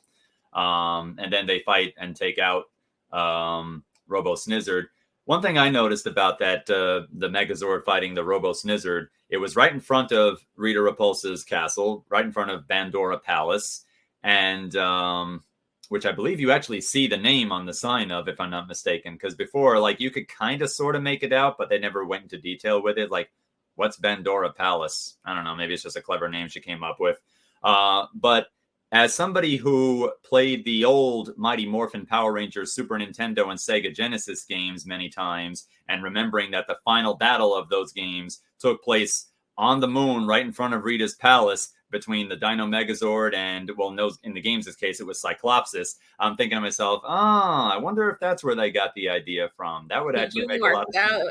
I think I think so. It did work out for sure. So then they did that. And eventually it all came to them getting ready to finish off Robo Rita after they destroy Robo Snizzard. And Robo Rita is this close to bringing, to sending the message out, because she wants to let her past self from 93 know about who's going to become a Power Ranger and such, so she can, pull a Terminator, if you will, and wipe them out before they have a chance to become Power Rangers and things. And she comes real close to doing so. Like, you even see the archive footage of Machiko Soga as Rita Repulsa / Queen Bandora coming out. After 10,000 years, I'm free. And then it's time to conquer Earth. That's right. That footage is so iconic. Like, even if there was no song to it and you just see Rita going like that, you immediately know. Oh, yeah. You're watching Power Rangers. Exactly. That's like what you see on Twitter. Hashtag pictures you can hear. That's something like that. Just like that. Yeah. That's hashtag pictures you can hear. Yeah. And it's cool. Like, for a while before they show her emerging, they show the space dumpster there, and it's kind of like, oh wow, this is really linking the present to the past. Oh, this is amazing. I thought that was really cool. It's like in those movies that you see where they take place just before or just after a key moment that we've already seen maybe multiple times in a previous installment happens. Like, you mean the Lion King 1.5 is a good example. Oh, okay, there you go. I only saw that once. I don't remember too much of it, but like, what part were you thinking of? Well, kind of like when Timon and Pumbaa, they find Simba, and like they're basic. Timon and Pumbaa are basically there in all the key moments. You just see it from their point of view. Right, from a different point of view there. Yeah, so cool. Yeah, I love that stuff. I love when they do that in movies and shows and things. It's amazing. But yeah, then eventually they stop her just in time, and they pull the plug on her time message, so she's not able to go back and change the past and wipe out all the future Power Rangers to come. Because without the Mighty Morphin Rangers, one could argue that we might not have gotten any of the subsequent Rangers that were inspired by their heroics and such. Kind of like in the plot of Turtles Forever as well, my favorite Ninja Turtles movie, where the Shredder from the 2003 cartoon tries to go back to the prime dimension of the Ninja Turtles when they were still just the Mirage Comics Turtles, and if he can wipe that dimension of Turtles out, then the 1987 cartoon Turtles wouldn't come to be, neither would the 2003 Turtles, or where we are now with like the 2012 and Rise of the Ninja Turtles ones, the movie Turtles. None of them would have happened. So Rita must have looked at Shredder and said, I think I have an idea of what I should do, and I'm going to do it. I'm going to succeed where he failed. Well, the result ended up being the same, thankfully for us, because otherwise we would have had some pretty huge blank spots in our memories there from our childhoods. And Zach is the one to deliver the final blow to her.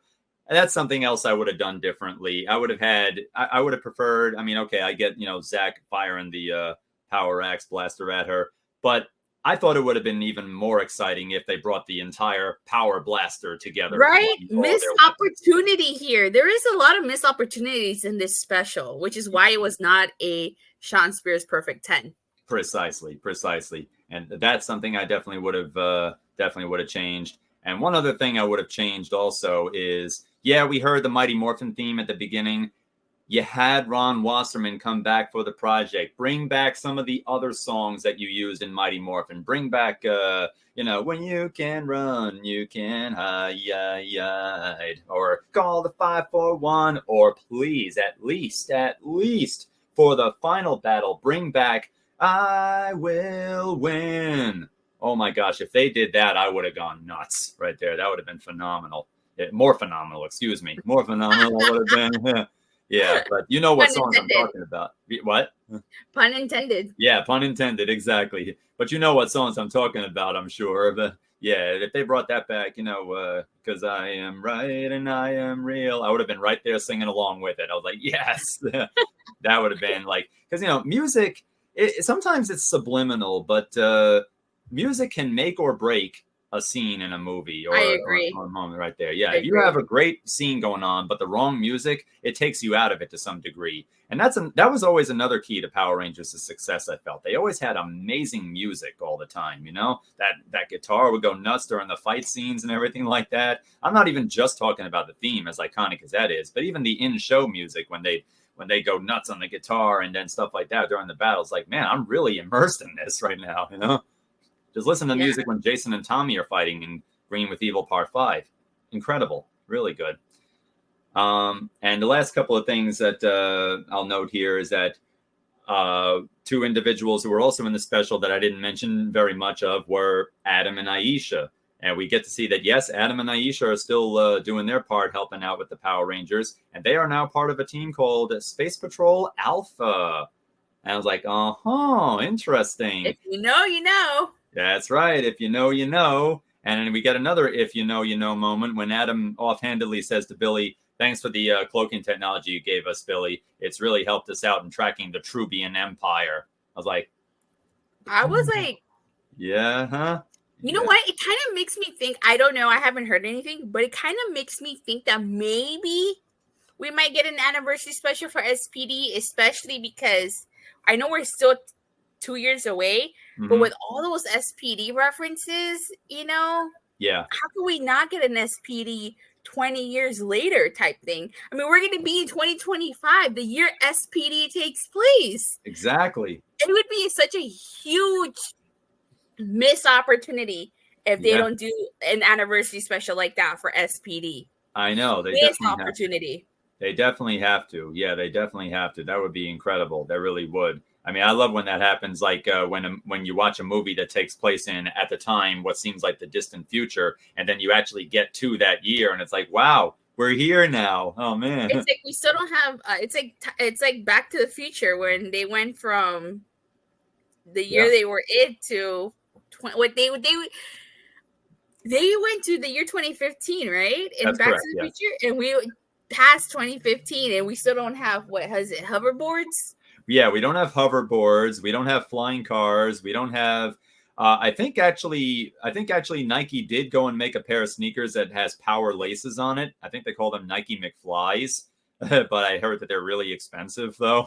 But we don't have microwaves that you just put a little pint-sized pizza in, then you put it in for like 10 seconds and it comes out and it's full size. Yeah, there's some things that we thought we were going to have by now, but yeah, still not with us. Yeah, I was gonna mention that right there, 2015, but then you said you never saw the Back to the Future films. So like maybe I shouldn't, but you do know that, so you know. I know that reference. I know that. Okay, good. I haven't seen the movie. So. Oh, okay. Well, I'll tell you one thing. This is not in the movie, but when 2015 came around, they actually showed all three of the original movies in theaters on the date that the 2015 movie takes place in. And Christopher Lloyd comes back in full Doc Brown attire, kind of saying, well, we're here. It's 2015. And he shows us, he kind of gives his reasons for, this is why you might have been expecting to see this, and that, but we probably don't have this just yet. He said, it is a little bit, the future is a little bit different from how we envisioned, but and then he goes into it. So I was like, okay, I'm glad they didn't just say, well, it's 2015, here's the movies. They actually added a little bit more to it. That's cool. That's cool. Yeah. So to what you said about SPD, yeah, when 2025 comes around, I really hope that they acknowledge that somehow. Seriously, like, hey, we're here, I know they're not Roman Reigns, but still, they should be acknowledged. They should be acknowledging them. Boom. Yeah, there you go. Or else somebody's going to get a Superman punch for sure. Right? Yeah. And the last thing that I'll note is that, first off, that it was cool that, at some point, when we got to the point in Mighty Morphin where Jason, Trini, and Zach had departed the show to make way for Rocky, Adam, and Aisha, we didn't get any interaction between those respective actors between them, obviously, because by that point, we know the story there. They basically were using a heck of a lot of really well executed, I must admit, editing tricks to edit around the fact that, oh yeah, those actors already left or something like that. But then in Zeo, when Jason came back, we got to see him interact with his Mighty Morphin Red Ranger replacement in Rocky. And in this special, we got to see Adam interact with the man he replaced as the Mighty Morphin Black Ranger, Zach. We got to see him give a high five and a bro hug and stuff. That was cool. Obviously, we didn't get that with Aisha and Trini rather, but it was nice to see that. Okay, it was nice to see an on-screen interaction between Walter Jones and Johnny Young Bosch as well. Like, okay, now it all feels like it was connected, And to add to that, I think it was also the first time Zach interacted with Rocky too. I guess it would be. Yeah, it would be the first time Zach interacted with Rocky. Yeah, because Billy, of course, was there. Catherine was there. But Zach had never gotten to interact with Rocky before. And here he is working directly with him as the Mighty Morphin Black and Red. But that was cool. And then the last thing was that they go to the youth center afterwards and they look around and they think, and Zach and Billy are like, is it just me or did this place get a lot smaller? Is this place a lot smaller than I remember it? And then they go, well, maybe we just got bigger. And I can relate to that. Maybe we just got bigger. I can relate to that because I remember the first time I went back to my old elementary school by the time I got to high school. And I'm looking in some of the classrooms. I looked inside the old kindergarten class that I was in. And I'm thinking to myself, I used to fit in that chair. That thing's not much bigger than a toy, it looks like from here, I used to be able to sit in that chair at this desk. Oh my goodness, it's so close to the floor. But by now I'm a lot taller and such. And man. So yeah, I kind of I get it, Zach and Billy. I get it. Maybe that is what happened. And then they're reminiscing with Min over all the great stuff that her mom did, fighting alongside them. It's like, hey, remember when she helped us fight the shell shock monster? And he was a traffic light monster? No, he was a turtle with a traffic light on his back. Something like that. And then they show that beautiful call back to that episode from, was it the Song of Discordia, I think, where Kimberly is playing her guitar and Zach is singing with her. That was really heartwarming. Feels. It hit me in the feels. It really did. Me too. And it hits you differently now. Absolutely. Yeah, absolutely. So, and we get to see, that last shot of In Loving Memory of Twee Tran and Jason David Frank. Because obviously it stood to reason that Twee Tran would be mentioned at the end. But given how closely the events of, Tommy's, Jason David Frank's passing and this special in production is would they have time to put that in as well? I mean, something like that probably only takes a short amount of time to include. But nonetheless, they did, though. They did. And it was oh, very nice. And then they, of course, once a Ranger, always a Ranger. Love it. Beautiful. Yeah. Wow. Yeah. That's number 3, right? That's number 3. Yeah. All right, here are our top 2 anniversary specials. We're getting down to the nitty gritty. Daniel, what is your number 2? Okay, my number 2 Power Ranger anniversary special is the 20th anniversary special from Power Rangers Super Mega Force called Legendary Battle. Really? I'm so surprised that's your number 2 because that was my least favorite anniversary special. Right. Yes. Well, I'll be honest with you. There is a bit of sentiment attached to this one for me because I forget if I've told you before, but I actually auditioned for this season. You Yeah. told me about this. Yeah, I actually did. Oh, okay, so I did tell you about it then, right? Well, yeah. For those who don't know, I actually auditioned for the season that would soon be named Megaforce. Back when it was just called Ghost Sager adaptation, we didn't know it was going to be called Megaforce or anything like that just yet. But I got wind of the auditions, and I found out that this was going to be the 20th anniversary season, and that they were looking for actors to fill the roles. And I've been acting myself for some time now, so I figured, what, why not? And I took a look. Huh? Oh, sorry, I don't mean to interrupt. Did you audition for any color in particular, or did you it was just a general audition? I would have made an excellent Robo Knight. Nah. Well, I could have delivered that "glad to be back" line like anybody else could have only dreamed of doing. Okay, go ahead. Sorry. Yeah, well, no, it's okay. To answer your question, I actually auditioned for all of the male Ranger parts. I tried out for Troy, for Jake, for Noah, and for Orion. And the way I went about it was I had I did the auditions, and I wore a different colored shirt for each audition, and I fixed my hair up in a certain way. So obviously I didn't have the beard then, but I wore my red T-shirt for my Troy audition, and I wore the black shirt for my Jake audition, and so on and so forth. But in addition to that, like maybe I wore my hair loose when I was reading for Troy, or I pulled it back in a ponytail for Jake. And I actually wore a pair of glasses as well. I have like this set of prop glasses. I call them my Clark Kent glasses for when I read for Noah. And then for Orion, I wore the like a silver shirt, a gray white shirt there.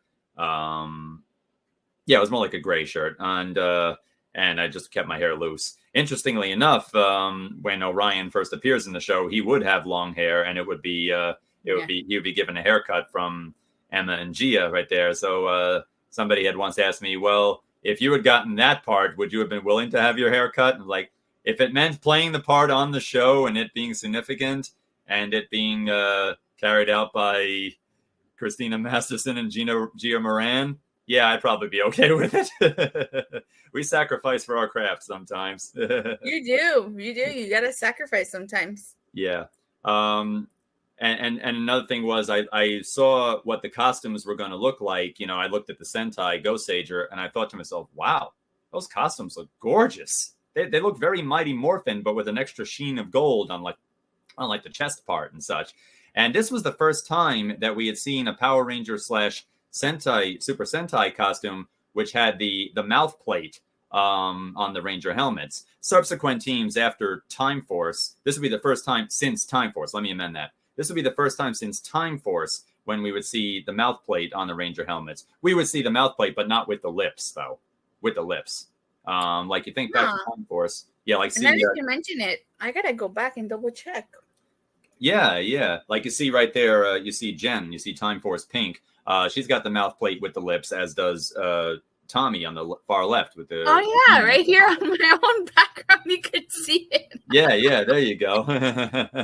Exactly. But like with Wild Force had a mouth plate but no lips though, and then subsequent teams they had no mouth plate whatsoever. Like Lightspeed Rescue with just like the visor took up the whole face part.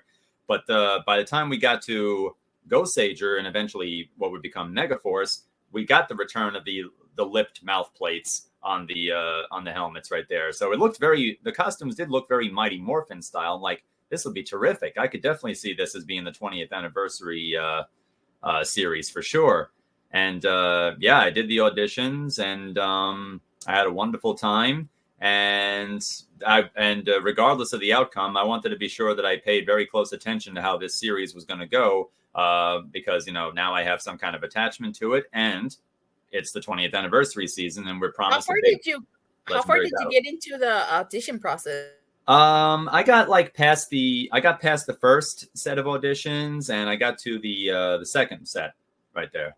Yeah. Did you in any part of the audition process, did you meet any of the actors that would eventually go on to get the roles, or no? No, I didn't meet any of the actors who would go on to play the roles. That would have been really cool. I could say, well, I might not have gotten to the series itself, but I did get to do scenes with them or something like that. But no, I read with other, other actors, other candidates for the part who were also trying for the parts. And for the first one, I read with the casting director right there. So yeah. Okay, cool. That's actually pretty cool. Yeah. So you didn't fly anywhere? This was like, or did you? Because This was the auditions took place in America, right? Yeah. The auditions took place in Los Angeles, but I was actually able to do it remotely. Like they call it a self tape. They call it a self tape audition right there, where you can basically do it from where you are and either read with the other performers there or just do your part or something like that. Yeah, it's that kind of that's a process that not many people know about that is possible, but it's been done many times before. In fact, I think that's how Miley Cyrus got cast as Hannah Montana. I think she did a self-tape audition from home, and then one thing led to another, and she ended up getting the part right there. But yeah, it was a great process nonetheless, and one I'll always remember. Awesome. Yeah, it's like, oh, okay, we're doing this right now, right? It's like, yes, we are. All right, very cool. And I mean, we didn't have Zoom during those times, and we had some other means of doing it. But man, oh man, still, nonetheless, it was like, yeah, this is whatever happens from here, I'm already happy. Yeah. That's an awesome story, Daniel. Oh, thank you, Datila. So yeah, so regardless of whether if I got the part, of course I would have known what was going on, and I would have been able to say, well, this is New Zealand, huh? This looks amazing. This really does look amazing. If I had gotten the part, I would have had to relocate to New Zealand for like a good 6 to 8 months. That was what was stipulated. So I made sure I had my passport ready to go and such like that. It's like, oh yeah, let's go all out for this here. And like I said, I wore different colored Ranger shirts for each audition. And they liked that. They thought that was cool. It's like, oh, there you go. As an actor, it's like you always try to make yourself stand out somehow, because anybody could just read lines off of a page. But if you give it like that extra little bit of memorable pizzazz or something like that, or like an extra trait, or maybe you read the line differently, that's what will stand out in their minds right there. That's what will stand out for them. Yeah, I agree. Yeah. So eventually, when the season itself came along, I was watching it, and of course, right from the outset, you have a lot of Mighty Morphin references from some of the lines that were said. Some of them taken directly, some of them were kind of paraphrased, but it was obvious what they were meant to infer. So watching the regular Megaforce, and then you get to Super Megaforce, and then eventually you get to the special Legendary Battle. And now, as we were saying before, when you were talking about it, they were building up to this legendary battle since the very first frame of the regular Megaforce season. It's like, oh man, this is going to be incredible. This is going to be like their Battle of Helm's Deep or their Battle of Endor or something like that. This is going to be in the years to follow their Avengers Endgame, in a sense. Yeah, the most epic showdown. Absolutely, yeah. And then and we get it. And again, up to this point, the whole season felt like one ongoing anniversary team up, but in a different way. When you get to specifically when you get to the Super Megaforce side of things, and the Megaforce Rangers are able to call upon the Ranger powers of past teams and such, from like Mighty Morphin all the way up through Samurai, and they're using those powers. And then of course you get every once in a while, you get a reminder as to this show being adapted from the Japanese Super Sentai series, when they activate a very particular set of powers, and you're thinking, oh, now they've turned into, what powers are those? If you know, you know. Exactly. And it's just like, okay, because I feel like, a lot of people rightfully, even though, again, for me, there's sentiment behind it, but I don't particularly disagree with the people who say that they look at Megaforce, and especially Super Megaforce, and they see a lot of wasted potential. There's a lot of wasted potential there. They really, they could have explained like a little bit more about they could have either not used the powers that never showed up in a Power Rangers series. I mean, Super Sentai it did, of course, and it makes sense from the Sentai perspective. But for Power Rangers, it's like, where did these powers come from and such like that? So they could have explained it simply, huh? I might get some heat for this. Huh? God, people are gonna probably throw things at me, but Huh. to you make a wrestling comparison, you can say Megaforce, Mm-hmm. Super Megaforce is kind of like AEW, where they use these Sentai costumes, assuming everybody has watched or knows the Super Sentai. Yes. Kind of like when AEW brings in wrestlers, that you're supposed to know because they assume that you think you watched New Japan or you've watched previous, stuff, and sometimes you don't. Like, I'm in a small minority that does not watch New Japan Pro Wrestling. Okay. Yeah, I don't watch it either, to be honest with you. So I kind of feel like that's what Super Mega Force was. They were doing things that, they use these Sentai costumes because they're like, oh, everybody knows Super Sentai. Let's just start that. But they forgot that not everybody watches Super Sentai. Yes, at this point, everybody knows Power Rangers borrows footage from Super Sentai, but not everybody has watched or seen Super Sentai. Right. Like, exactly. I'll be totally honest. I know of Super Sentai. I know the seasons of Super Sentai, but I've only ever seen 2 Sentais.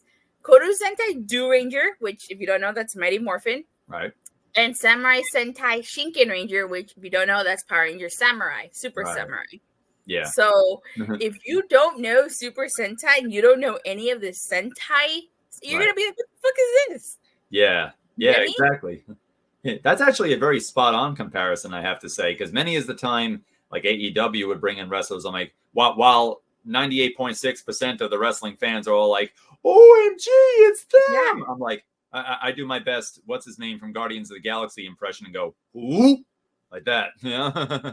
And I'm just like, who's this person here? That and of course the explanation is, oh, you have to look them up on YouTube. I'm like, that's not my job right there. You're supposed to tell me why I should care about them. Just like Saban should have at least given us some kind of explanation for what are these powers about? Where did they come from? Something like that.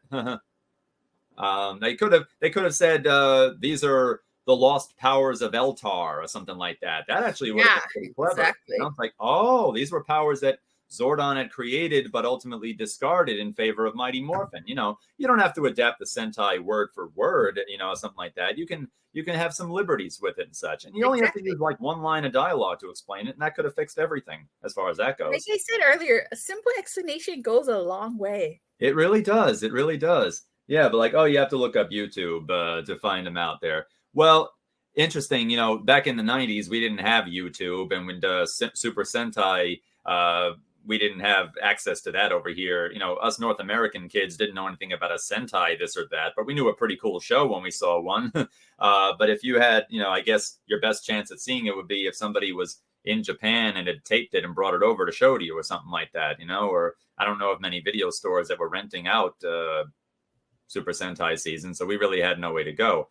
Even as a kid, I noticed that the morphed fights had like a different look to them. Like the footage was a bit grainier and such like that. But I didn't understand what the significance of that was. I figured, like if you go back and you watch the early season episodes of Mighty Morphin, you could totally tell when they use the Sentai footage because you see the Japanese writing. It looks older, and it's like, what the hell?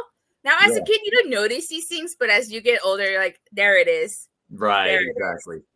Oh, that explains why Tommy's Dragon Shield looks like it's made of a different material in the American footage than in the Japanese footage, or something like that.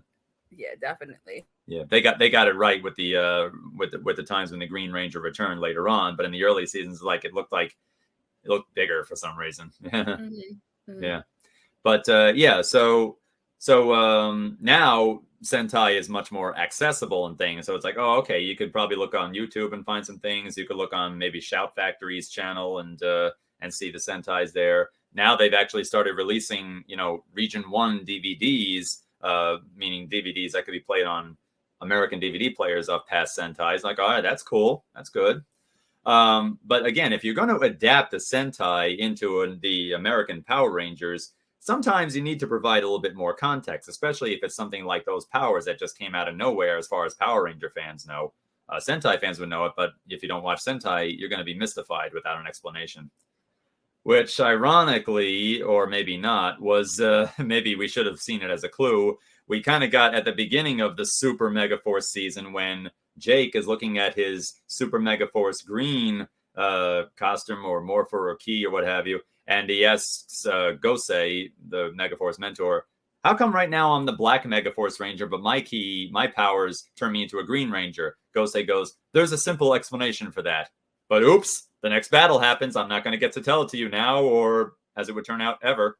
So there's a simple explanation for that. Kind of became like an inside joke regarding that season right there. Why is this happening? There's a simple explanation for that. But we won't tell you because we don't know ourselves. But anyway, we get to the legendary battle itself, and by now things are not looking good for the Megaforce Rangers. And then all of a sudden, the past Rangers that we get to see start coming back. We see Carter and Dana rushing in to help out the civilians who've been affected by the Emperor Mavro's armada attacking Harwood County. We see Danny Slavin's character, Leo. We see Leo, Galaxy Red. We see him go up. Yeah, we see some of the other Rangers. And of course, we see Tommy, and he helps a kid get out of a wrecked car by reaching out to him with Saba and having him grab on. And that's one thing that I forgot to mention about Once and Always, how it's interesting that even unmorphed, the Rangers can sometimes call upon their Ranger equipment. Like Billy pulls out his Blade Blaster all of a sudden and fires it without being fully morphed. Although I think even in Super Megaforce, we saw that too in the episode where Emma and, was it Jake or Noah or Troy? It was Emma and somebody feigning getting married to lure a monster in, and then they whip out their Super Megaforce blasters unmorphed, and then they fire them. It's like, oh, okay, so I guess you don't need to be morphed for that.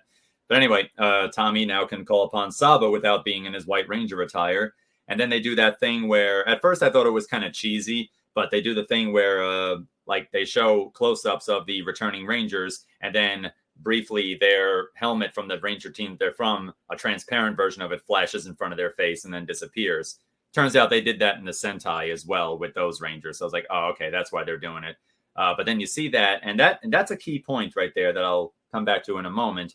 Because one thing I forgot to mention is that the Legendary Battle is my second favorite of the 5 anniversary specials up to this point, but specifically the extended edition of the Legendary Battle. Oh, okay. The extended edition. I heard about the extended.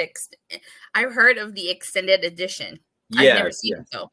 Oh, okay. Well, suffice it to say, there was an extended edition of the Legendary Battle episode, which had extra footage in it, even before you get to the Legendary Rangers.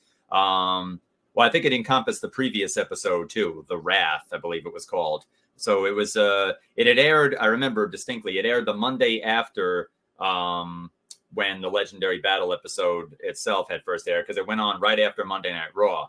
Actually, me and my friend Rick were over the house, and after Raw ended, we flipped over and we put it on, and it was an hour long. It had the Wrath episode, which was the episode right before Legendary Battle, and then Legendary Battle. And even in the Wrath episode, they did things that were different. Like we get to see extra morphing sequences. Like we get to see Troy and Orion morph into Mighty Morphins Red and Green, and they do the old Dragon Shield swap strategy that Tommy and Jason used to do, where Green Ranger gives his Dragon Shield to Jason, and in this case Troy, and Troy cuts them down while in shielded Mighty Morphin Red mode. So I was like, okay, that's new, that's different. So they did give us extra footage, but they kept all the stuff that, of course, had been in the original versions. Now, I will say, if it were not for this extended edition of the Legendary Battle episode, it would be further down on my list. Honestly, it would be further down on my list, and for many of the same reasons that you said. Right there. That's probably why it's so low on my list. I've never seen the extended edition. That would have made a huge difference. Yeah. And once I saw the extended edition, I said, "Oh, this is what it should have been all along. Why didn't they just air this version?" I don't know what the reasoning was for it there, but you see the regular edition, and then you see the extended edition. I was like, "This is the version that you should see from now on." I mean, they didn't pull like a Zack Snyder's Justice League with it, where Zack Snyder's Justice League and the theatrical Justice League are basically, they have they almost feel like two completely different movies. This one felt like the original, but with extra stuff tacked on. It's more like when they did the Lord of the Rings extended edition, that kind of a thing. But the extra stuff they added, I dare say, is what gave it much more strength and much more excitement to it. Because with the stuff that with the stuff that was in the regular edition, all the things you said, they don't explain very much. They don't say how do some of the Rangers who shouldn't have powers now, how did they get them back? Why are they back? I mean, aren't the Lightspeed Rescue Rangers in Mariner Bay? How'd they get to Harwood County so quickly? It's not. Is it a stone's throw away? There's like no context. That's something like that. Some of the Rangers, like you said, didn't get any lines. The returning Rangers, that is, didn't get any lines. And for the most part, that is still the case in the Legendary Battle Extended Edition. Well, except for in the case of one individual who I'll get to in just a moment right there. One individual who did not have a line in the regular edition did get one in this extended edition. And boy, was it really good. I'll get to that in just a moment, though. So, things are proceeding more or less like how the regular edition did. Because the original version did not live up to the hype, but this made up for it. Like I said, the whole season was like an ongoing anniversary team up, only whereas before it was the current Rangers utilizing the Ranger powers of the past. Now in this one, we got to see some of the Rangers themselves return, demorphed, because we're talking 20 years of Power Rangers at this time. So I guess it stands to reason that you're not going to bring every single actor back. I mean, again, this is, Saban, not Marvel Studios here. They don't have an unlimited budget, or if they do, they just like to be cheap about it. I don't know. And I say that because some of the actors have given stories about when they were invited to partake, and they got like these form letters saying that, we'll pay you this much to come here. It starts off, Dear Power Ranger, not even dear name of recipient. And that was what turned David Yost off to it at first. And Austin St. John talked about, we'll pay you $2,000 to come to New Zealand and do this for like a day's worth of shooting and all that stuff right there. So I was like, really? That kind of thing. Let me tell you, it was a big moment. And honestly, one of my favorite moments from this special. So yeah, but again, it's like, okay, is it cool to see them again? Yeah, of course it is. But like no explanations really given. How did Carter and Dana get the Lightspeed Red and Pink Rangers? How did they get all the way to Harwood County from Mariner Bay? Is it a stone's throw away, or do they have to do some serious driving there? Do they have to fly there? Nothing like that. They're just there. And then we see other Rangers. We see Damon, Galaxy Green. We see TJ, Space Blue.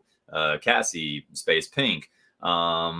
We see Corone, Galaxy Pink. We see other Rangers. And then, of course, we see Tommy Oliver himself. And he jumps down. He lands on the hood of a car trying to save a kid who's trapped inside. And he hands him Saba. He tells him, here, grab on. He hands him Saba to pull himself up with. And this I thought was a little bit funky at first. When I was like, well, wait a second, the Rangers can utilize their weapons even when they're not morphed, because at this point none of the legendary Rangers were morphed. They were just wearing their regular civilian attire. But then, and that's one thing I forgot to mention about what my thoughts on Once and Always were, that we see Billy at one point when they go to Robo Rita's castle, Bandora Palace. They go there, and Billy, unmorphed, mind you, an unmorphed Billy is able to draw his blade blaster and fire it. But even in the Super Mega Force season, we saw that happen too. Like there was one part where Emma and I think either Jake or Noah or Troy, or maybe it was Orion. It was Emma and one of the male Rangers. They were like faking a wedding to lure one of the monsters in. And then when they get him to the right spot, they both pull their Super Mega Force blasters and fire at him. So like, okay, so I guess the Rangers can call upon their weapons even when they're not morphed, because they weren't morphed for that part either. Well, anyway, so that happens. And then also they do the thing where like when we see, as I said, they were not yet morphed, but we do see a part where like they come in, and right after Leo says, that's a cool name, or Dana says to the civilian, don't worry, you're going to be all right. We see those legendary Rangers helmets flash in front of their faces, like a transparent version of their helmets flash in front of their faces to indicate, oh, that's who that Ranger is. At first, I thought this was really cheesy, but then I looked at the Gokaiger footage afterwards, and it turns out they did the same thing in Gokaiger. So I was like, oh, okay, in the Sentai. So I was like, oh, okay, that's what they were going for then. They were. I've actually never seen Gokaiger, but yeah, I did hear that they did the same thing in Gokaiger. Yeah, they did. They did there. So like, oh, okay, now I understand why they did that. So then, again, but like you said, there was a lot of stuff that was unexplained, like how are they doing that and stuff. How did certain characters come back? How did they arrive here? What's it called? I will say this: the one thing I did appreciate about Once a Ranger from Operation Overdrive is that Sento Knight gave us an explanation as to how the Rangers got their powers back and what they were doing there. He literally himself says that he recruited them and he restored their powers. Yeah. See, a little explanation goes a long way. Exactly. A little explanation does go a long way. You're absolutely right, Attila. And a lot of that was missing in this, not even just this special, but the season. I mean, look, I don't need a show to hold my hand the whole way through, but still a little bit of context would be nice there. But in this extended edition, though, we got to see, even before we get to the legendary battle itself with all the past Rangers. First off, I should also note that the extended edition was sort of a combination of the legendary battle episode itself and the previous episode called The Wrath. So it basically was a 1-hour special with extra footage. And I remember it came on a Monday night, and it aired right after Monday Night Raw. I had my friend Rick over at the house, and we had just watched Raw, and then we flipped over to turn that special on. So we got to watch it together. And again, the majority of it was what you saw. Well, no, everything in it was what we saw in the regular editions, but they added some extra stuff. Like during some of the Super Mega Force Ranger fights, we got to see new morphs happen too. We got to see different powers being used, or we got to see, like for example, there's a part where the Super Mega Force Rangers are fighting the enemies, and Orion and Troy, they morph into Mighty Morphin's green and red, and they do the Dragon Shield swap tactic that Tommy and Jason had done back in the Mighty Morphin days. And I was like, oh, that was cool. I haven't seen that used in a while. So like Orion as Mighty Morphin Green says, here, Troy. So he gives him his Dragon Shield, and Troy, now in Mighty Morphin Red with the Dragon Shield, he runs up and he's got the power sword in one hand and the I think the Dragon Dagger in the other, and he's just knocking them out and such. I'm like, oh, that was cool to see. So we got to see extended versions of the battles in the episode itself, which was fun. And then by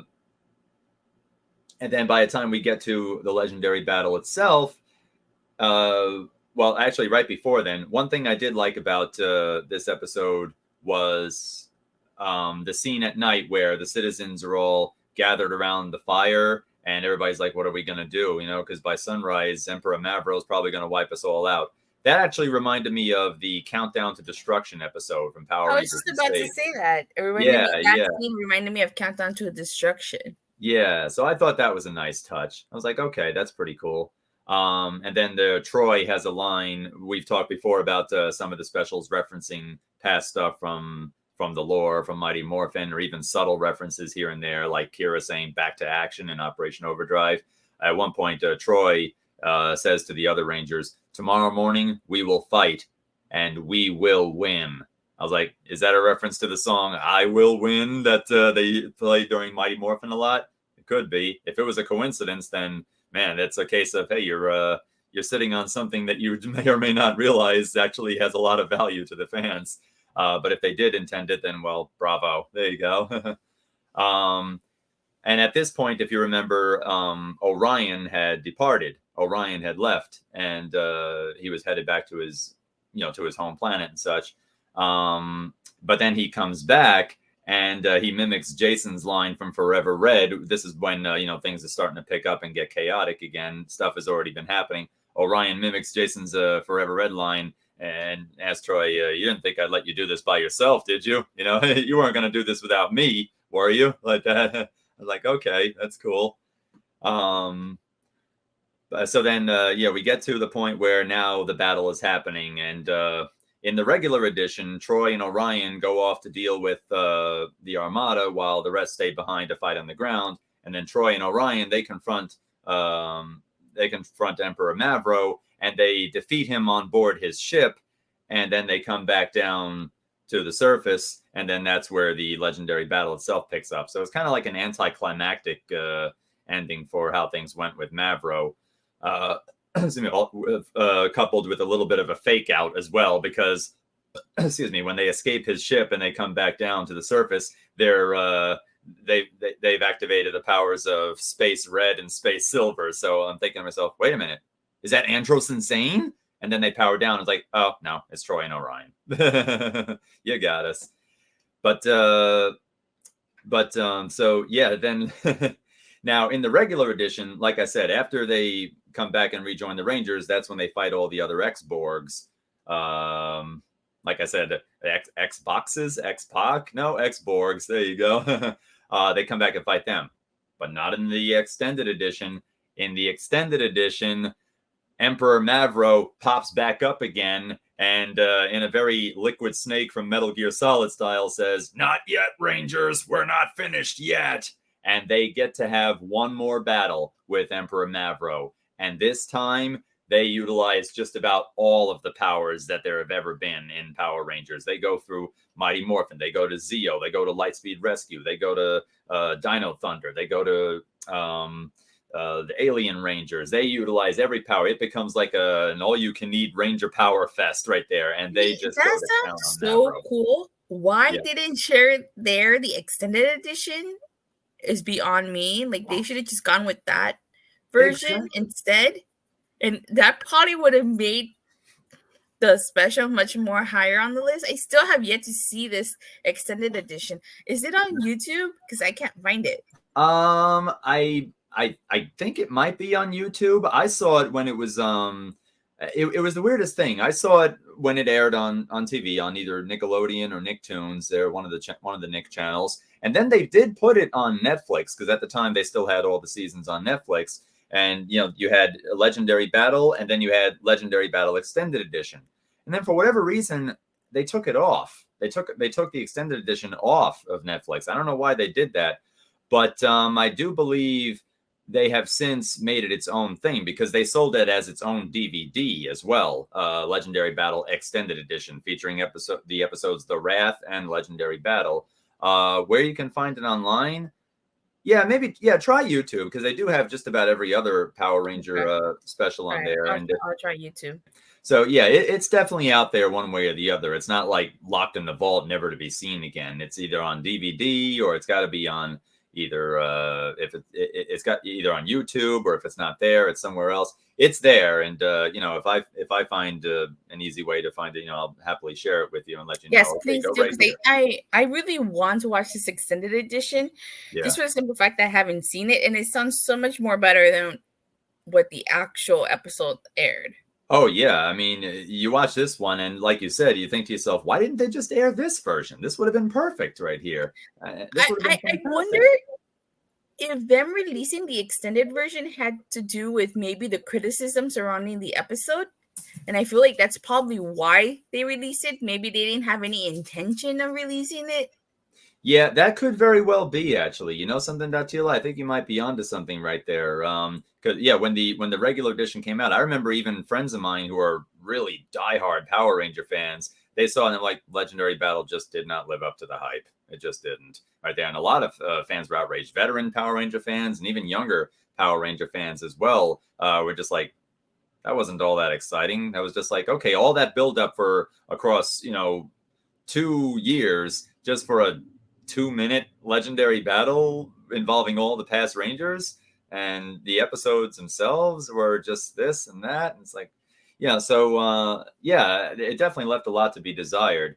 But that's what happens sometimes. You get the original version of something, and then you get either the director's cut of something or the extended cut. We've seen that happen with movies like Justice League, where you get the theatrical version, and it was kind of it went one way, and the response was kind of lukewarm. But then you get Zack Snyder's Justice League, and it was like a completely different movie, and it got much more positive acclaim from the critics and viewers alike. This wasn't really a case of that. I mean, it still felt like you were watching the same episode, the same special, but with more stuff added in. So this had more in common with like the Lord of the Rings extended editions, where you're watching the same movie, but there's extra scenes and in some cases a little bit more context added in. But yeah, if you only watch one version of it from now on, I definitely say watch the extended edition. That's definitely the way to go. So now we all get to see one giant battle with the Super Mega Force Rangers using all their powers against Emperor Mavro. Much more satisfying end. It didn't feel like it was swept under the rug this time. It didn't feel like, oh, okay, Troy and Orion took him out on the ship and then that was it for him. No, this felt way more satisfying. All the Rangers were getting their shots in, and they were combining their powers, and they did everything they could to get rid of Mavro, and they did, and it was wonderful to see. And then we get to the legendary battle itself with all the past Rangers coming in to help. And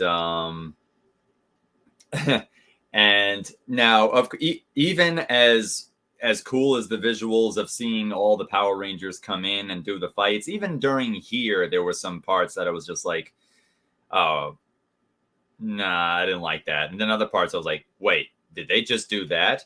The parts where I'm like, I don't really like that very much were like the Mega Force Rangers. They just keep on like shouting things back and forth. Hey, we're doing great. Hey, look, we're dropping them and stuff. It's like, yeah, just concentrate on the fighting, man. Come on. You could talk about that stuff afterwards. And then there was one part where this just reeked of carelessness to me. There was a part where the Ninja Storm Rangers and the Aquitar Rangers, the Alien Rangers, are fighting, and you see Ninja Storm Green, Cam. You see Cam, and he's fighting, but you hear Tommy's key eyes. You hear, let's see, Did somebody not? They got their Green Rangers confused. Yeah, exactly. Meanwhile, Tommy himself is not even in the frame at that moment. He's not even on screen at that moment there. I guess they saw a Green Ranger with a gold shoulder shield and thought, oh, that must be Tommy. Like, no, that's Cam right there. It's like, whoops, that was a big editing mistake right there. Yeah, very big one. Yeah. But now we get to the part that I alluded to earlier. Remember when I said that there was one of the legendary Rangers that actually did get a line this time? Well, sure enough, Mike and Emily of Samurai, they don't get lines. I was hoping that we'd get to see, I don't know if you saw, but they were releasing some behind the scenes photos, and one of them showed Tommy in Mighty Morphin Green giving his dragon shield to Mike, Samurai Green. Yeah, I've always wondered about that. I remember I saw that photo floating around and it was never addressed or shown in the episode. So I don't know if that was cut entirely or maybe that was just like a picture that they just took. Yeah, at this point, I'm inclined to believe it was the latter, that it was just a pic that Hector David Jr. had said, hey, Jason, can we take a picture where we do this together? And JDF was like, sure, go ahead. Sure, let's do it. And they did that, because if that happened, that actually would have been pretty exciting right there. I was like, all right, cool. We get to see these different teams of Rangers actually working together in such a direct sense right there. It's like, wow. Because like in our minds, yeah, we know that Super Sentai lays out certain type of footage to be adapted. But in our minds, we think to ourselves, what if the SPD Rangers directly work? What if we saw the SPD Rangers directly working with, let's say, the Time Force Rangers or something like that? That kind of thing. That made sense. Yeah, that actually would be pretty cool. That would be pretty intense for sure. But we get to see, we do get to see the same battle we saw in the regular edition there. But yeah, that would have been nice to see if they did that. Well, that does not happen. I'll let you know. But one thing that does happen, though, is after they do the whole part where, the legendary Rangers come up to meet the Super Mega Force Rangers, and then they tell them to take the lead. It's the same as it was before, where we see, the legendary Rangers put their helmets back on after they took them off to reveal, who's underneath. And, This is another thing that irked me about the episode, even though I kind of understood. But the fact that we see all the teams of Rangers back from Mighty Morphin through Samurai, but only like not even a handful of them do we get to see unmasked. And on the one hand, I get it. You're talking about, flying a whole bunch of actors out to New Zealand. And, we're talking 20 years worth of Power Ranger teams here. So it probably would be pretty expensive to do so, perhaps. But then you look at but then you read the stories that a lot of the past Ranger actors who were invited have posted. And like David Yost, for instance, Mighty Morphin Blue, Billy, said, they lost me when they started it off with "Dear Power Ranger." Yeah, that was just kind of rude and disrespectful. Like you could have just changed their name on the letter, put their name and then sent the letter. That was kind of rude of Saban, but you know what? That's not surprising because it was Saban. Right. After everything we've learned and heard about Saban over the years, that's a whole different video, though. A whole different video. For sure. And just like on a short note, I've always said Haim Saban is the Vince McMahon of Power Rangers, but like I said, that's a whole separate video. I mean, there you go, and a lot of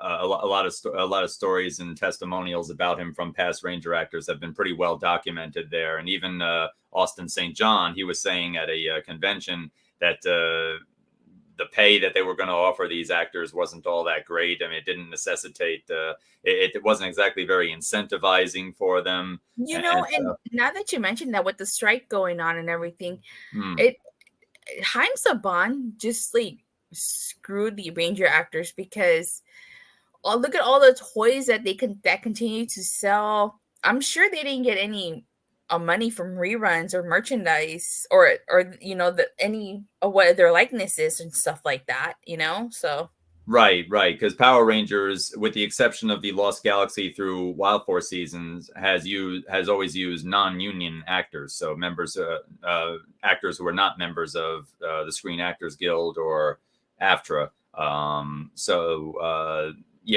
Not being a member of the union means that you don't get residuals and such, and actors in the union will certainly tell you that residuals are actually make up a pretty good amount of the pay that you would get and such. That's like the lifeblood of the whole thing. Friends being a good example of that.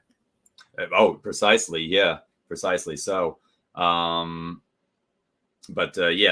was something too, that it's like, you're not paying us very much for this. And again, it's not like, okay, well, it's in Los Angeles anyway, so it's just, a hop, skip, and a jump for me. You're going to fly me out to New Zealand and for like 1 day's worth of shooting maybe, and then send us back, and then that's it. So some of them were just like, no. Some couldn't make it because, they're members of the union at this point, and, they can no longer participate under the circumstances.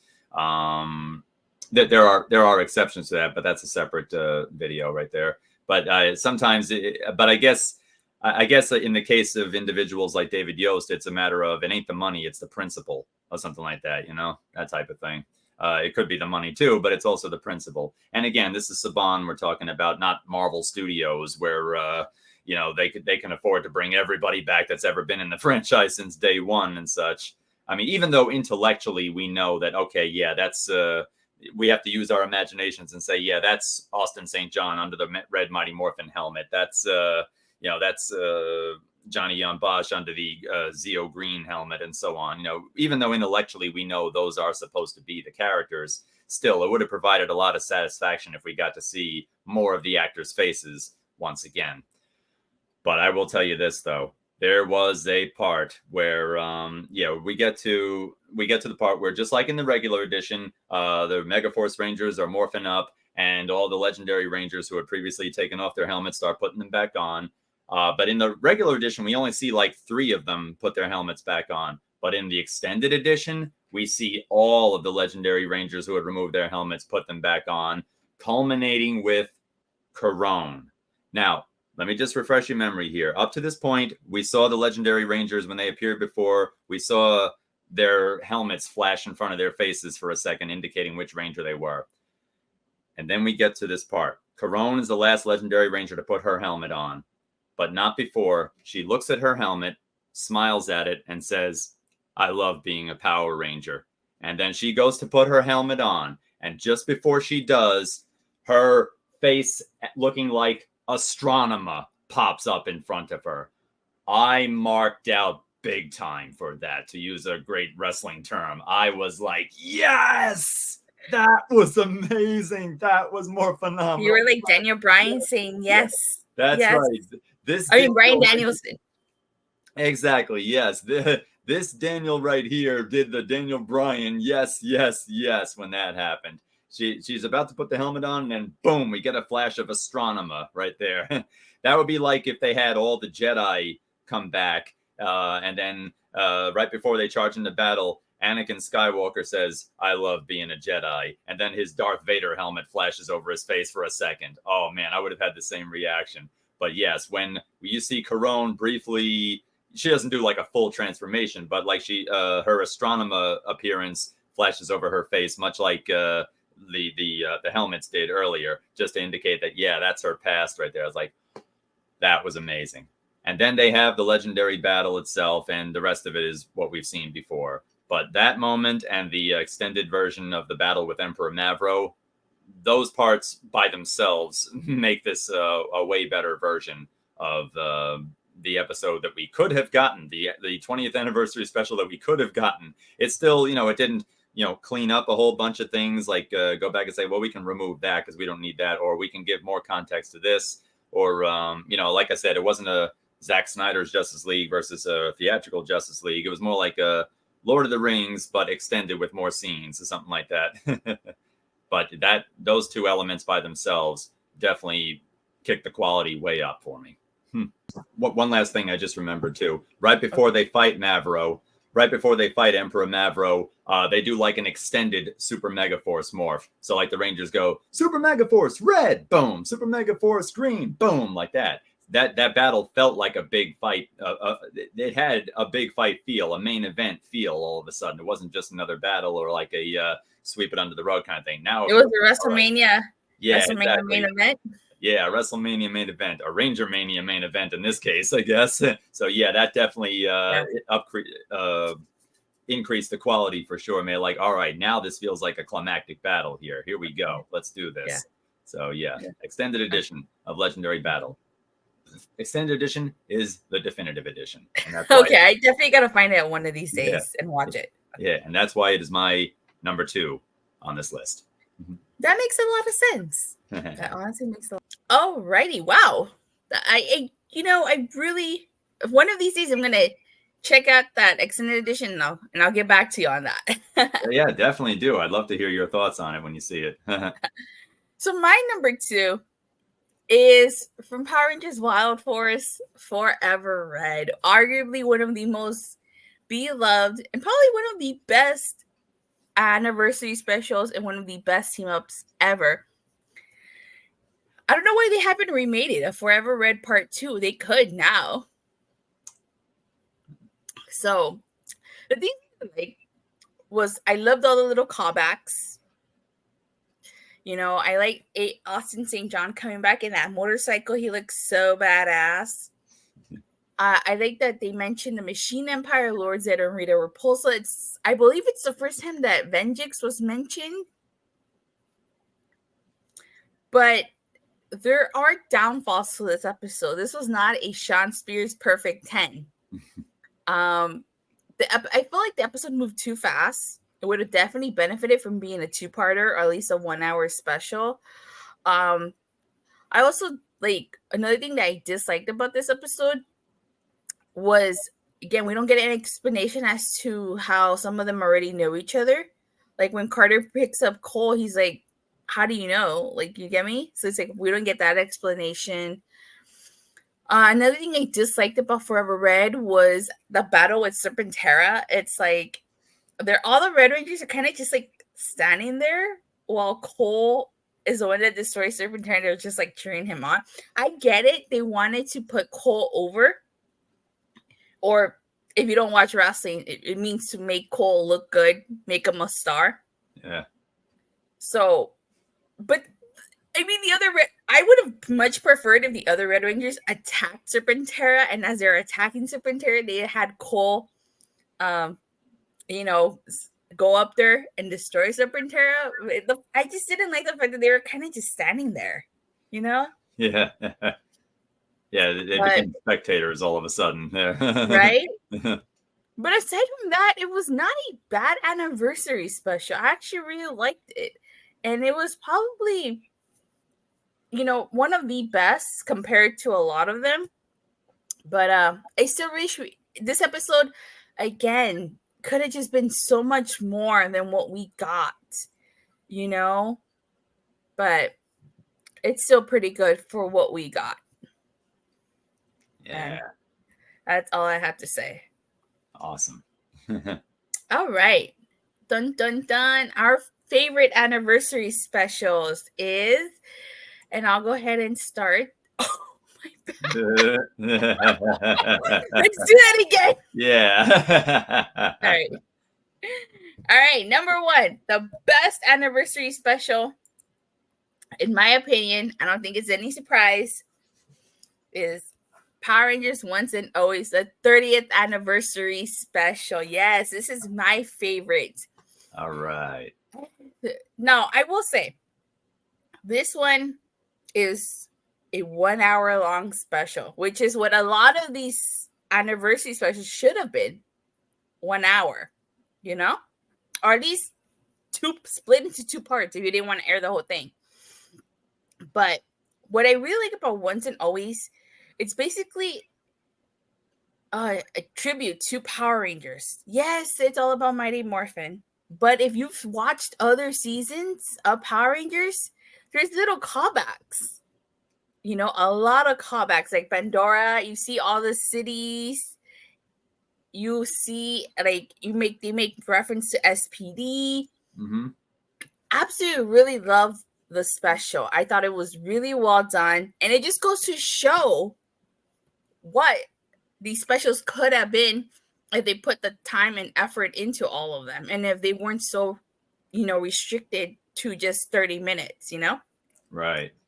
Now, I know I keep saying this reference a lot, but it's the truth with this one. This was not a Sean Spears perfect 10. I'm just sorry to say, I know there's some people out there that probably like, what are you talking about? You're crazy. This was absolutely perfect. It wasn't Mr. Perfect either. I really love how they pay homage to Trini. This episode. This was basically about Trini. And you alluded to earlier how we never knew if Chui's death meant the death of Trini or her character. We got the answer to that right away. But like I said, some of the things I disliked were all the missed opportunities. And like I alluded to you earlier, Rocky was a firefighter. You could have had, if you couldn't get Sean C.W. Johnson to come back, a little throw line. Oh, Carter. I don't know if this was just, an error on the writer's part, but as you see all the Rangers that Rita has been collected, and one of them is Tanya. Rocky and Kat were on a team with Tanya. Like, they don't show any concern about Tanya. Right. And I'm just like, that's your teammate, your friend. That's true, actually. She got kidnapped and nothing there? Right. Yeah, you're right about that, actually. Yeah, you would think that they would, like, Kat or Rocky would have leaned in closer and said, wait a minute, that's Tanya. Oh, no, or something like that, but no, they didn't do that. Huh. Yeah, and I know, and like I said earlier, I know Austin, the real life situation that happened, we don't have to talk about it. We're not going to talk about it. Right. But they could have still found a way to incorporate him. Like, he could have sent in a video message maybe after he was freed, or maybe like when they're at the juice bar, with when Billy, Zach, and Min are in the juice bar. Maybe he could have, sent him a video message on their phone, and they could have just like watched it or something, But aside from that, I really, really absolutely love this special. I really do. That's just me being I guess nitpicking, so to speak. Probably people that are going to be watching and disagree with me and think, hey, Once and Always is perfect. That's fine. Everybody's entitled to their opinion. Maybe I am just being nitpicky here. And when I originally reviewed Once and Always, I gave it an 8 out of 10. Maybe I need to rewatch it. Maybe have a different appreciation for it. But one other thing that I disliked about it was though they teased Rita going back in time and stopping the Rangers. I kind of wanted to see that. Honestly, I really wanted to see her actually go back to 1993. Kind of, how can I, like, you see them at Angel Grove High and you don't see the faces of the 1993 Rangers, but you can hear them. You can see their backs, Yeah. I really wanted to see that. I really did. That would have been pretty exciting to see, actually. Yeah. And then if they really wanted to hit you right in the gut, what they could have done is they could have had a scene where Ming, in an effort to stop Rita, she travels back in time and like she has to choose between saving her mom and saving the world. That would have just hit you right in the gut. Wow, that would have been pretty impressive. Actually, that would have been deep. Yeah, for sure. Yeah, but amazing. Like I said, it was a great special. I really liked it. I actually like this aired on a Wednesday, and as you know, AEW Dynamite airs on Wednesday. So like, I stayed off Twitter, I stayed off Facebook, I stayed off everything. And as soon as I got out of work, I came rushing home. I turned on this special, and I missed like the first 15-20 minutes of AEW Dynamite.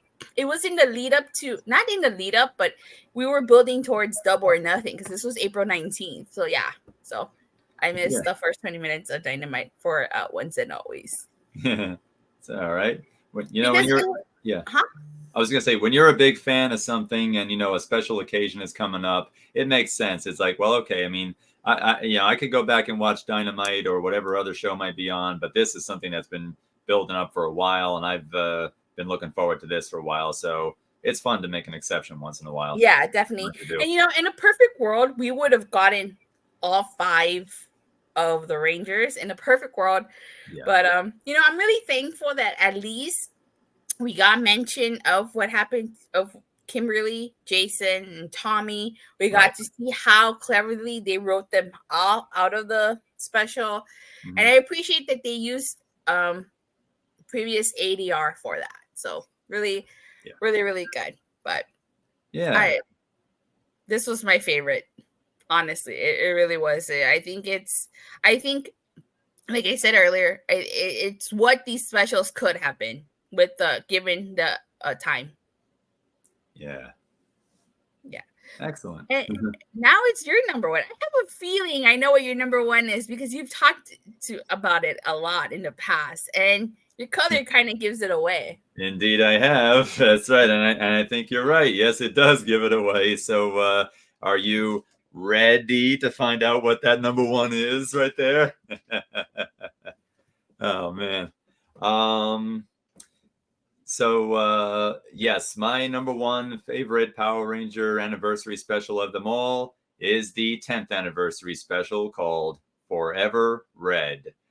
Oh my goodness, this was wonderful to see because this was the first of these big anniversary specials that we got to see take place. And at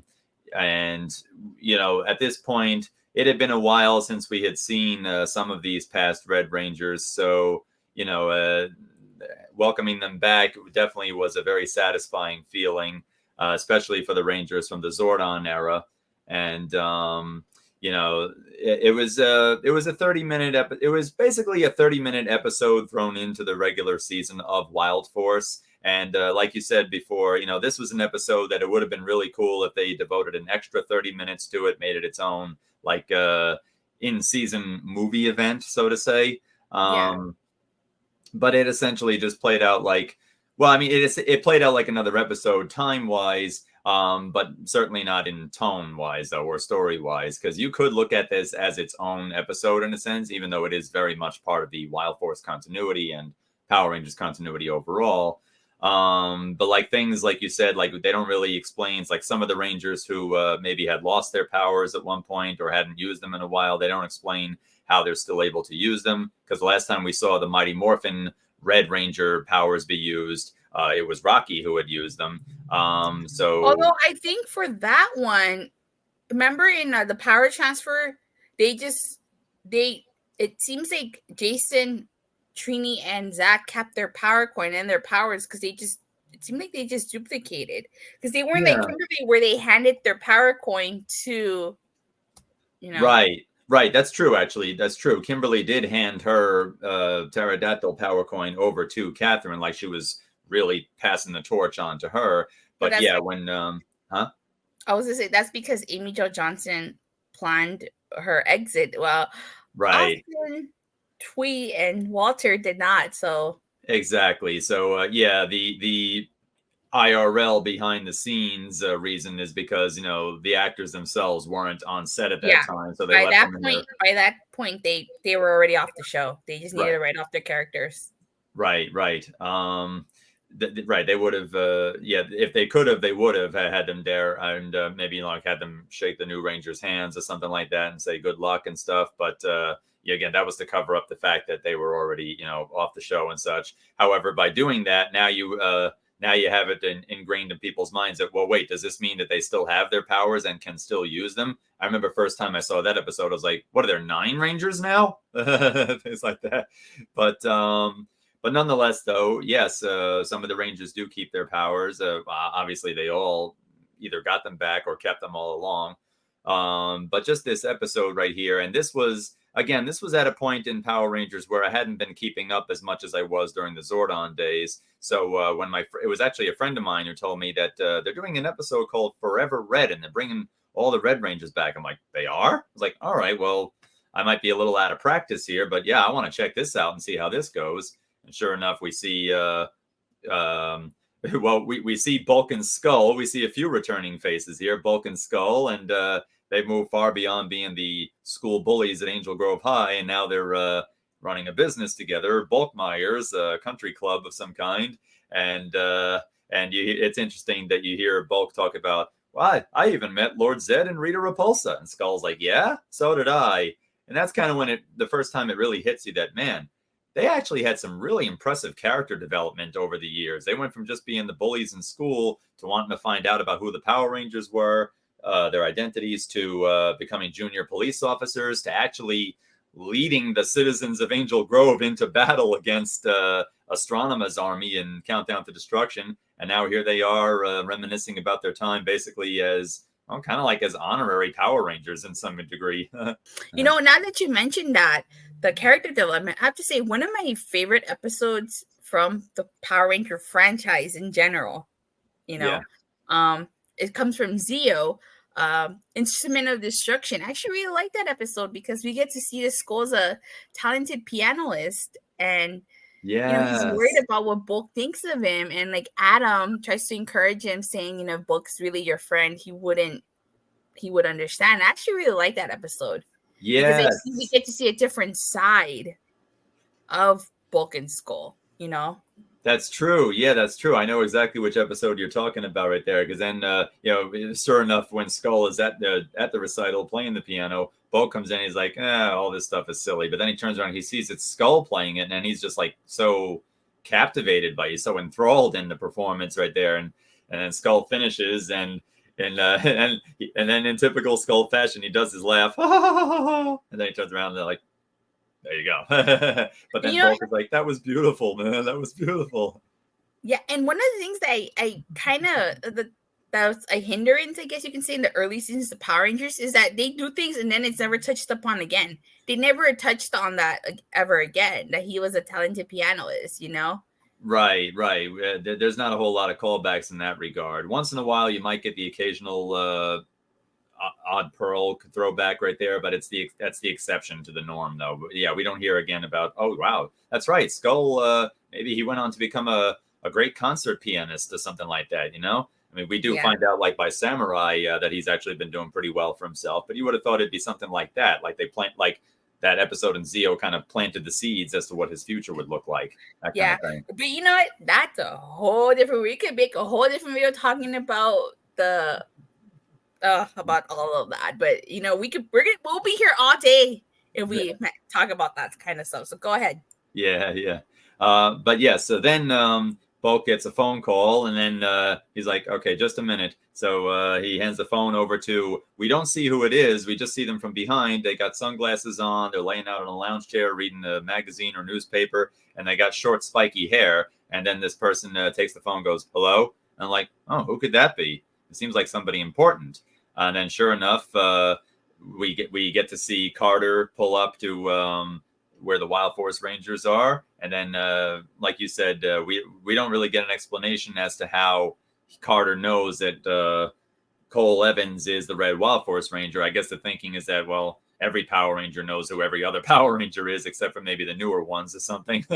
I guess that's just the best we could come up with or something. But nonetheless, he kind of gives him the breakdown of what's going on. It's like, yes, I'm Carter Grayson, Lightspeed Rescue Red Ranger, and we need your help, because up to this point it's whole true that keep your identity secret. No one knows that you're a Power Ranger. No one can know that you're a Power Ranger. So when a total stranger comes up to you and says, "Are you Cole Evans, the Red Wild Force Ranger?" It could be a very jarring right there. It's like, wait, how do you know who I am? I've been going out of my way not to reveal that, and you just know, okay. But then, of course, he says, I'm a Red Ranger too. And Cole's like, oh, okay. I guess that's the impression he got. But nonetheless, Carter picks him up, takes him to the NASA spaceport there. And that's where Cole... It's funny, actually. This part is actually kind of funny when you watch it, because Cole, now the Wild Force Rangers up to this point have teamed up with the Time Force Rangers. So Cole already knows who Wesley Collins and Eric Myers are, the Red Time Force Ranger and the Quantum Ranger. Sure enough, when he jumps out of Carter's vehicle there, he goes up and says, "Hey, Wes, Eric, how you guys doing? Good to see you again." They're like, "Hi, Cole." And then Carter says, "I'm sure you," and Carter says, "I see you've already met the Silver Guardians. This is Wesley Collins, the Red Time Force Ranger, and this is Eric Myers, the Quantum Ranger." If I were Cole, I would have turned around and been like, "Yeah, we've met. Didn't you just hear us?" Yeah, I don't know what was up with that. I feel that it was just kind of like maybe a script error, I would think. Yeah, it might have been a script error. Like maybe they wrote it incorrectly, or maybe the lines were delivered inaccurately, or maybe they edited it differently. Because I feel like Carter could have just said, "I see you've already met the Silver Guardians, Wesley Collins, the Red Time Force Ranger, and Eric Myers, the Quantum Ranger." That would have worked, instead of saying, "I'd like you," like saying it to him in a manner that suggests, "I'd like you to meet these gentlemen here." They could have done it the other way too. Have Carter introduce them, and then have Cole get out of the car and be like, "Hey," and then have him be like, "Oh, you've already met them," Yeah. Something like that. Yeah, that would have worked well too. That would have worked very well too. So then other Red Rangers start pouring in. Then you got Andros, the Red Space Ranger, and then you got TJ, the Red Turbo Ranger. They all come in, and then we see Theodore J. Jarvis Johnson. Yeah, Theodore J. Jarvis Johnson. That's right. Hey, you can call me TJ. This was cool because up to this point, we had gotten used to seeing TJ as the Blue Space Ranger. But for the sake of this episode and this mission, he went back to using his red turbo powers. And that's what I'm saying about we don't really get an explanation, because weren't the Turbo Rangers, like, their powers and all wiped out, lock, stock, and barrel, hence the necessitation of them becoming the Space Rangers or so? Well, or not? I remember in Space, in True Blue to the Rescue, Justin is able to morph into the Blue Turbo Ranger, because Storm Blaster had like another morpher in there for him. Oh, okay, that's right. I forgot about that. Yeah. All right. So we just assume Lightning Cruiser had the same thing for TJ. Perhaps, yeah, perhaps so. There you go. I guess maybe it's a case of all right. Now TJ has access to both powers, but then he says, "All right, well, I'm having more fun being the Space Ranger, but it's good to know that I could use the red turbo powers when necessary." Turbo, that's one thing that I forgot to mention about Legendary Battle. One thing I also found that was confusing was that when you're seeing all the legendary teams of Rangers, you see the Turbo Rangers on the mountain too, but then meanwhile you also see, when Cassie and TJ show up, they're in Space Ranger uniforms. Although I guess you could say that those Turbo Rangers are the Robo Turbo Rangers that I alluded to before when talking about that episode. So I guess that would be an explanation, but still it was a little bit like, huh? Or something like that. And even the some of the editing during that battle, like you see Rangers that should not be in that battle. Like you see the Die Ranger Red fighting alongside Jungle Fury Red, and you see, I think you can catch a glimpse of Zo5 Red. Meanwhile, Mighty Morphin Green is the power that Tommy has used. Editing things like that that could have been cleaned up. But getting back to Forever Red, though, then we see who the individual was that had the short, spiky hair at Boltmeyer's was, and said, we were summoned here by a veteran ranger, Andros says to Cole, our leader for this mission, because Cole's like, wow, you guys are all Red Rangers too? This is amazing. And Andros said, yeah, we were all summoned here by a veteran ranger and our leader for this mission. Cole goes, leader? And then they turn around, and the man steps forward, and who is it? It's Tommy Oliver. I was like, holy cow, that's a new look for Tommy right there. We gotten so used to seeing him a certain way, like, where's the long hair and everything like that? Now he's got a short, spiky do. And then he comes in, and then he briefs the Rangers on how the mission's going to go, what the mission is about. And we find out that, there were some remnants of the Machine Empire who look very suspiciously like the big bad Beetleborgs, another Saban series. And they're trying to reactivate Serpentera, as you mentioned before. Serpentera, Lord Zed's signature Zord there. No more Zed, of course, but his Zord Serpentera is still intact. Speaking of Serpentera, spoiler alert, in case you haven't heard, Lord Zed is returning for Cosmic Fury, so I wonder if maybe we'll get to see Serpentera again. Yeah, perhaps that would be interesting to see if we see Serpentera once again. It's like, oh wow, so we're bringing the whole bunch back right here. All right, Zed and his Zord. Even though I know it was destroyed in this episode, a simple explanation goes a long way. You could have just maybe, if we do see it, Lord Zed rebuilt it. That's right. Lord Zed could have rebuilt it there. I mean, if Rita can come back by some means and Zed can come back as Zed by some means, then why not do the same thing with Serpentera? I spent all that time since 2002 rebuilding Serpentera or something like that, I'm sure he's handy. He's got that staff with him, right? That's like a whole giant toolbox in one piece of magical equipment right there. But then Tommy's briefing the Red Rangers on the mission, and I'm watching this, and at this point I'm saying, so this is the whole team, huh? All right, well, I guess that's cool. So then Tommy's like, all right, let's do it. And they're about to board the Astro Megaship, and I'm like, all right, because, and you know why I'm feeling this way right here. But then they're just about to board, and then Andros stops them and says, oh, wait a minute, wasn't there another Red Ranger here on Earth? And then I go, yes, there was. And then Tommy says, I was hoping he'd show up, but I guess he couldn't make it. We'll have to go on without him. And I'm like, oh. And then you hear a motorcycle engine, and then Cole's like, guys, what's that? And then they all run outside the hangar bay, and then you see somebody riding up to them on a motorcycle with a helmet on and the full, the jacket and everything like that. And I'm like, oh, please let it be who I think it is. Please let this be him. Please let it be him. And sure enough, he parks the bike, he takes the helmet off, he turns around, and it's Jason. I'm like, yeah! I am to use a wrestling term, I am a Jason mark when it comes to Power Rangers. Jason is my number one favorite of all time. Have you met Austin St. John? No, I wish I had. You haven't met Austin? No, I haven't. I went to Dragon Con one year during the time when he was supposed to be a guest there. So I went there with the hope of meeting him at that event. But I guess the day that I went was the day he wasn't there. Because, there sometimes when you have celebrities go to conventions, and that last 3 or 4 days, they might only be there for 1 day or 2 days or something. I guess the day I went was the day he wasn't there, or maybe something got switched or something like that. It's like, oh man, that kind of thing. He hasn't what's gonna call it? He hasn't gone to New York Comic Con and stuff? He might have. I'm not really sure. I can't recall off the top of my head. I feel like if he had, I would have. I know he's done appearances in New York because I follow him on Instagram, so he's like posting his schedule. Wow, okay. I wish I knew you never met Austin. I could have sent you the last time he was in New York.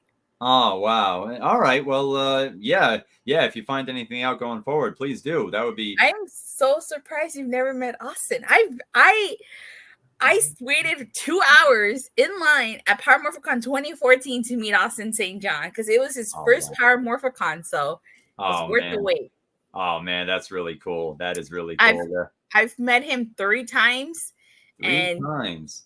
if I meet him for a fourth, I wonder if he'll remember me. Maybe. Sometimes you meet famous people more than once, and it's like, oh yeah, I remember you, and it's like, yeah, you're cool and stuff like that. That's David how it Yost, was. the last time I met him, he remembered me, but that was a couple years back. So I wonder if he'll still remember me. I'll be Oh, you like, never know. do you remember me? He'll probably be like, oh my god. Oh, fantastic! Yeah, but I never met him. I did meet Jason David Frank when he came Oh, to I New met York. Jason David Frank too. Yeah, I met him. I met David Yost as well. I met him at Dragon Con, David Yost. I actually had a nice talk with him. Jason David Frank I met and got a picture with and actually got to do a morph with as well. Oh, That that's awesome. was Of really out cool. of all of the OG Mighty Morphin, I've met everybody except Kat. Kat is the only person that I have yet to meet. Oh, Last year okay. I met Amy Jo for the first time, and this year I'm gonna meet her again. All So, right. mhm, You got mhm, to meet Amy Jo as well, huh? yeah. So Excellent. Kat is the only person I have yet to meet, but I will. She's on my list of rangers that I want to meet. Fantastic. Oh, that's amazing. Really And then cool. Yeah. once I meet her, I'm gonna do a little collage of all the all of the ranger actors, like from Mighty Morphin, and you'll see. I would have met all of them. Oh, good idea. Good idea there. Well, let me amend that. I may not have met Austin St. John himself, but when I was a little kid, though, I went to this event in the City Island section of the Bronx where they had the Power Rangers be there. And I'm sure it was probably just, like local actors wearing the costumes. But I spent a lot of time when the show was done and they were signing autographs and taking pictures. I spent a lot of time with Jason there with the Red Ranger. And oh my goodness, I was in heaven when I got to do that. That was so Mm-hmm. cool, and had an absolute ball. And yeah, so it's like, well, I kind of sort of met him in one way right there. Now I just have to meet him in the other way. You sh- he was at Paramore. I think he was at Paramorphicon last year. You need to you you gotta meet him. You gotta meet him. You gotta come to Paramorphicon. Yeah. I'd love to go out to LA again. I loved it there last time I was there. Or if not Morphicon, Ranger Stop. Either ATR or either ATL or Uh-huh. Orlando. Yeah. Oh, yeah. Okay. And Atlanta and Orlando there. Okay. Yeah. Very Yeah. cool. Very So cool. we gotta get you to meet Austin St. John. Yeah. If you're watching Austin, like Daniel Yeah. hasn't met you yet. He really wants to meet you. That's right. DWC wants to meet ASJ. There you go. Very cool. Very cool.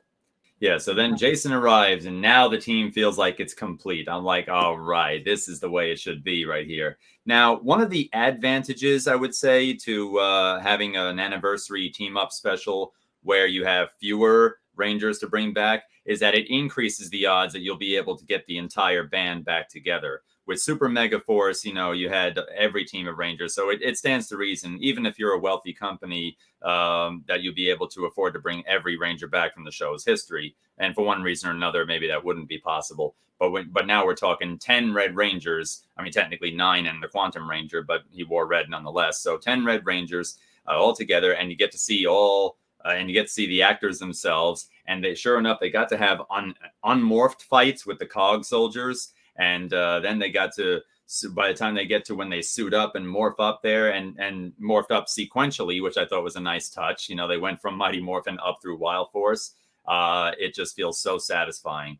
And one thing that was interesting about this anniversary special was that even though they did have all the Red Rangers, well, they didn't have Rocky. He couldn't make it for the special, unfortunately. And no disrespect to Rocky, but I was more of a Jason fan when it came to the Mighty Morphin Red Ranger, I so I think was perfectly everybody fine. prefers Jason over Rocky as Mighty Morphin Red. So Yeah, well, at least Rocky got to come back as Mighty Morphin Red in future let me anniversary specials, so there let me was put that. it this way: everybody is Jason for Mighty Morphin Red and Kimberly for Mighty Morphin Pink. Yeah, Nobody. That's who everybody prefers. I feel sorry for Rocky and Catherine.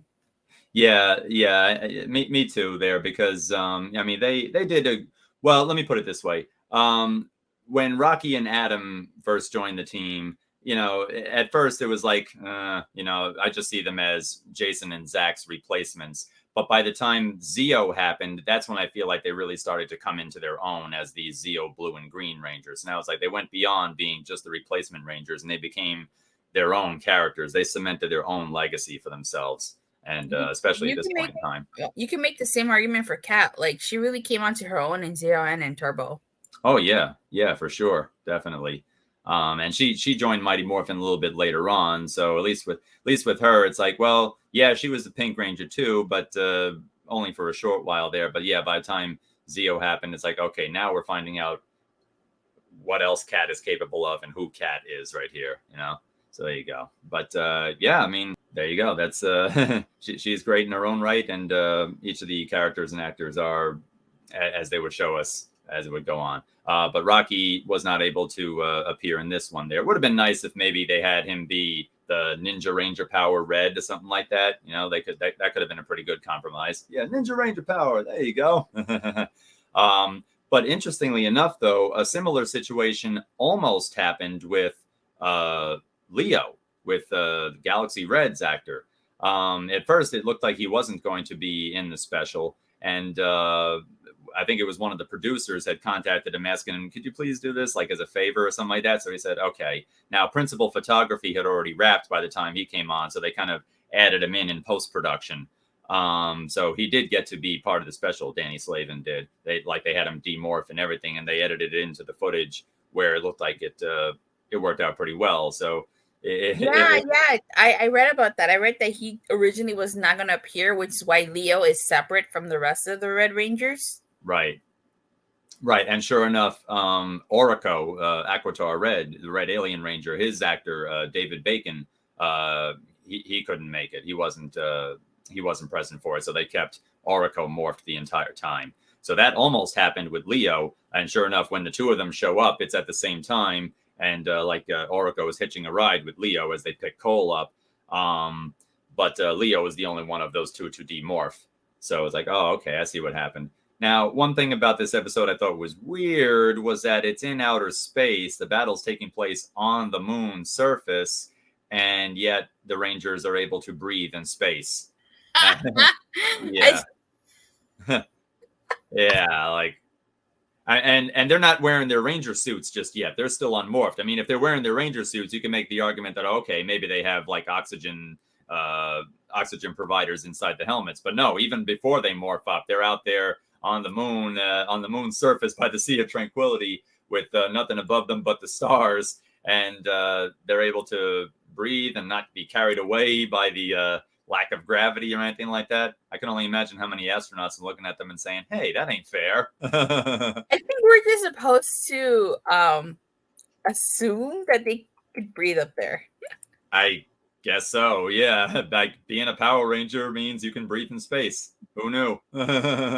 Yeah, I totally forgot the battle took place in space. I gotta rewatch some of these anniversary specials. Yeah. But then the battle does take place, though, after they all morph up and they have that glorious, red smoke pow entrance right there. And Cole, even though Tommy was supposed to technically be the leader of this mission based on what they were saying, Cole, he's at the front of the group. And he says, all right, guys, we're here to defend the Earth. So I was like, okay, that's cool. And cool for Cole. And then each of the Rangers kind of pairs off with one another. Tommy pairs off with Wes. I think Carter pairs off with Andros, and Jason pairs off with Cole. And earlier, when Cole and Jason had just been introduced, Jason's like, "So you're the new kid," and Cole, being the young and enthusiastic new Red Ranger, is like, "Hi, nice to meet you. I'm Cole." And Jason just kind of like pats him on the shoulder, like, "Yeah, like there you go." So Jason is the original Red Ranger, and sure enough, he asks like what Orion would ask 10 years later to Troy. You guys didn't think you were going to do this without me, did you? I'm like, yeah, that's great. So now you have Jason essentially fulfilling the legendary wrestler spot, helping get the new guy over right there. He's helping get Cole over. It's like, how's that, rookie? I'll show you how it's done. And when Jason charges in and he goes after that one Beetleborg who looks like one but isn't actually a Beetleborg, he's a different character there. General one of General Venjix's men. And yeah, like you mentioned, Venjix, this was the first time I think we heard the name Venjix mentioned. It's like, could this be a prelude to what we would get in RPM? If only we knew then what we know what happens in RPM. Yeah, precisely. But Jason goes after this one, and I'm just like, yeah, get him, Jason, get him. And then hit him with the chair. Yeah, what's that? Hit him with the chair. Yeah, hit him with the chair. There you go. And he jumps up and he hits him with like a twisting flying kick, like an Ninjetti corkscrew kick, like Tommy did in the '95 movie. And then he says, "Go for it, newbie." And then Cole says, "More phenomenal." So Jason was getting a lot of the hits in, but he let Cole get the last few shots in on him. He's like, "There you go. I set him up, you knock him down." So he's helping him along right there, which was a really cool sight to see. Like you said, he put him over. He really did put him over, and he put him over and made him look like $1 million for sure. Mm-hmm. And speaking of Red Rangers, you recall that the actor who played Cole, Rick Medina, would actually come back later in the series to play a different character. He'd play Decker in Power Ranger Samurai. Yeah, I remember that. Right. I thought it would have been funny if, like, at one point in the legendary battle, if you had Jaden, the Red Samurai Ranger, and Cole, the Red Wild Force Ranger, bearing in mind that it's the same actor, if they came back to back, turn around and look at each other and are like, "Do I know you?" Or something like that. It would have been like a nice little, because it's the same actor. I get it. Like that. Yeah, but, that would have been. Yeah. I heard he had to use a different name to be able to take on that role. Like a different, like he was credited differently, I think. Yeah, because if you watch Wild Force, he's credited as Ricardo Medina Jr. Precisely. If you watch Samurai, he's just credited as Rick Medina. Rick Medina, precisely. Yeah. Oh, that could be. That could very well be. I wonder if that was some type of loophole for him to be able to do that, the season, because he was part of the union, right? I think by this point he was part of the. Oh yeah, no, he was part of the union. That's right, and probably still is. Because Wild Force was the last of the Power Ranger seasons to use union actors there before they went to Disney with Ninja Storm and started using non-union actors again, which they continue to do to this day. That's how I was able to try out for Megaforce, because I'm non-union there. So I said, all right, then I'm eligible for it. Man, I would have made an excellent Robo Knight, I tell you.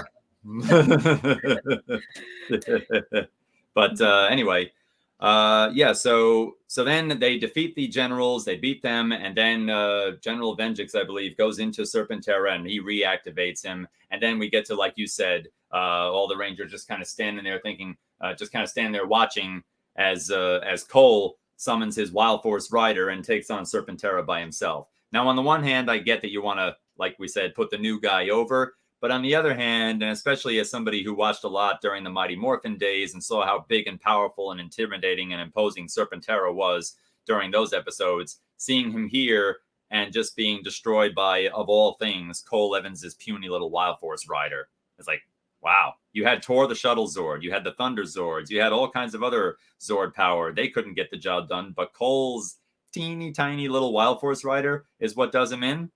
That just seems kind of weird. I would have preferred if the Red Rangers were able to call upon their Red Zords right there. Get Tyrannosaurus, get the Red Dragon Thunder Zord, get the Zeo Red Zord or something. Get the Red Zords in and have them all go after Serpentera. I think that would have been cool. And then you have Cole destroy him.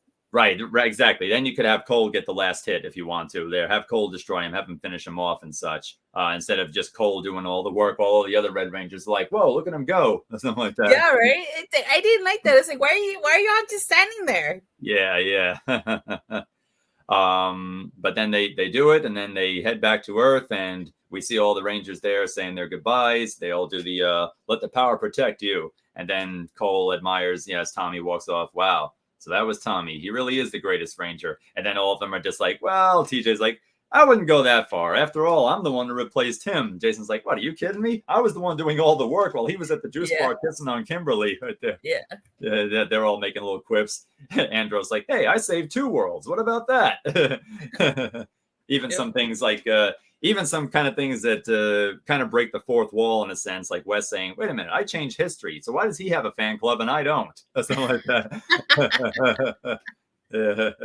Eric is like, yeah, my Q-Rex would eat his Dragon Zord for lunch. And Leo's like, you never discover new galaxies. And Right.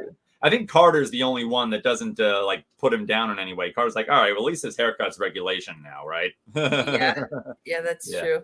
But all in all, that was an amazing episode. And yeah, it didn't get me back into watching Power Rangers full time at that point, but I was so happy I watched that episode. One of my other gripes with it, though, was one that I had with some of the other anniversary specials. It would have been great if they incorporated some of the other classic Power Ranger music, like "I Will Win" or something like that. Even if they wanted to really spread their wings more and put in like the Van Halen song "Dreams," which they use in the ending sequence of the 1995 Mighty Morphin movie. But yeah, it would have been nice if they made this at least an hour long. I mean, yeah, not that I felt like half hour couldn't work, but something like this, it's like it leaves you wanting to see more of this, because again, it's like it builds up to it, and then it was satisfying, but at the same time, it's like, oh man, I wish we could have stuck with it for longer. And I was like, I'm having so much fun here, whereas before, yeah, like in some of the other specials, it's like I feel like this should have been longer because, and there was a little bit of that in this episode, in this special too. Like to explain, I wish that we had more room to explain things, but at the same time, it was also a feeling of, oh, we're ending already, but I'm having so much fun, that kind of thing. But Forever Red is definitely my number one all-time favorite Power Rangers anniversary special, and I'm happy to say that ever since that special had aired, I actually have a little poster of the Forever Red group shot with all the Red Rangers doing their poses and stuff hanging up on my wall. That's awesome. I have the Monopoly from the 20th anniversary. It has all the Red Rangers from Mighty Morphin to Megaforce on it. Wow, that's nice. Never opened, still in its original packaging. Wow, all right. So that's another one that if you ever do open it, you'd say, after 10 years at this point in time, I'm finally free, baby. Boom. Baby. Yeah, there you go. Boom. Yeah, that's right. Oh, wait, no. Yeah, that's Rob Van Dam more so. Yeah. I'm finally free. That's the RVD version. Yeah. Alrighty, so I guess that's it for the discussion. I just want to thank everybody for watching and thank Daniel for his time. I've been wanting to collab with him since I found out he was also a Power Rangers fan. Now, Daniel, where can people find you on social media? Okay, well, you can find me on Twitter at Daniel W. Clark DWC, and you can also find me on Twitch at twitch.tv/Daniel William Clark. Oh, you're just trying to copy LA Knight, yeah? Yeah, maybe I am. At Daniel William Clark. Yeah, there you go. Or maybe DMD.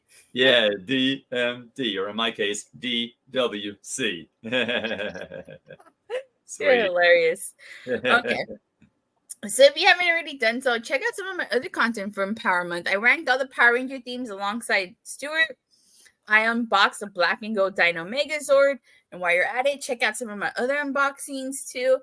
And if you like professional wrestling, like I said, I do cover professional wrestling Monday, Wednesdays, Fridays, the occasional Saturdays or Sundays. Thank you guys all so much for watching.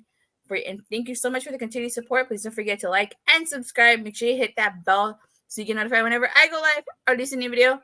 And I'll see you guys next time. Bye. Bye.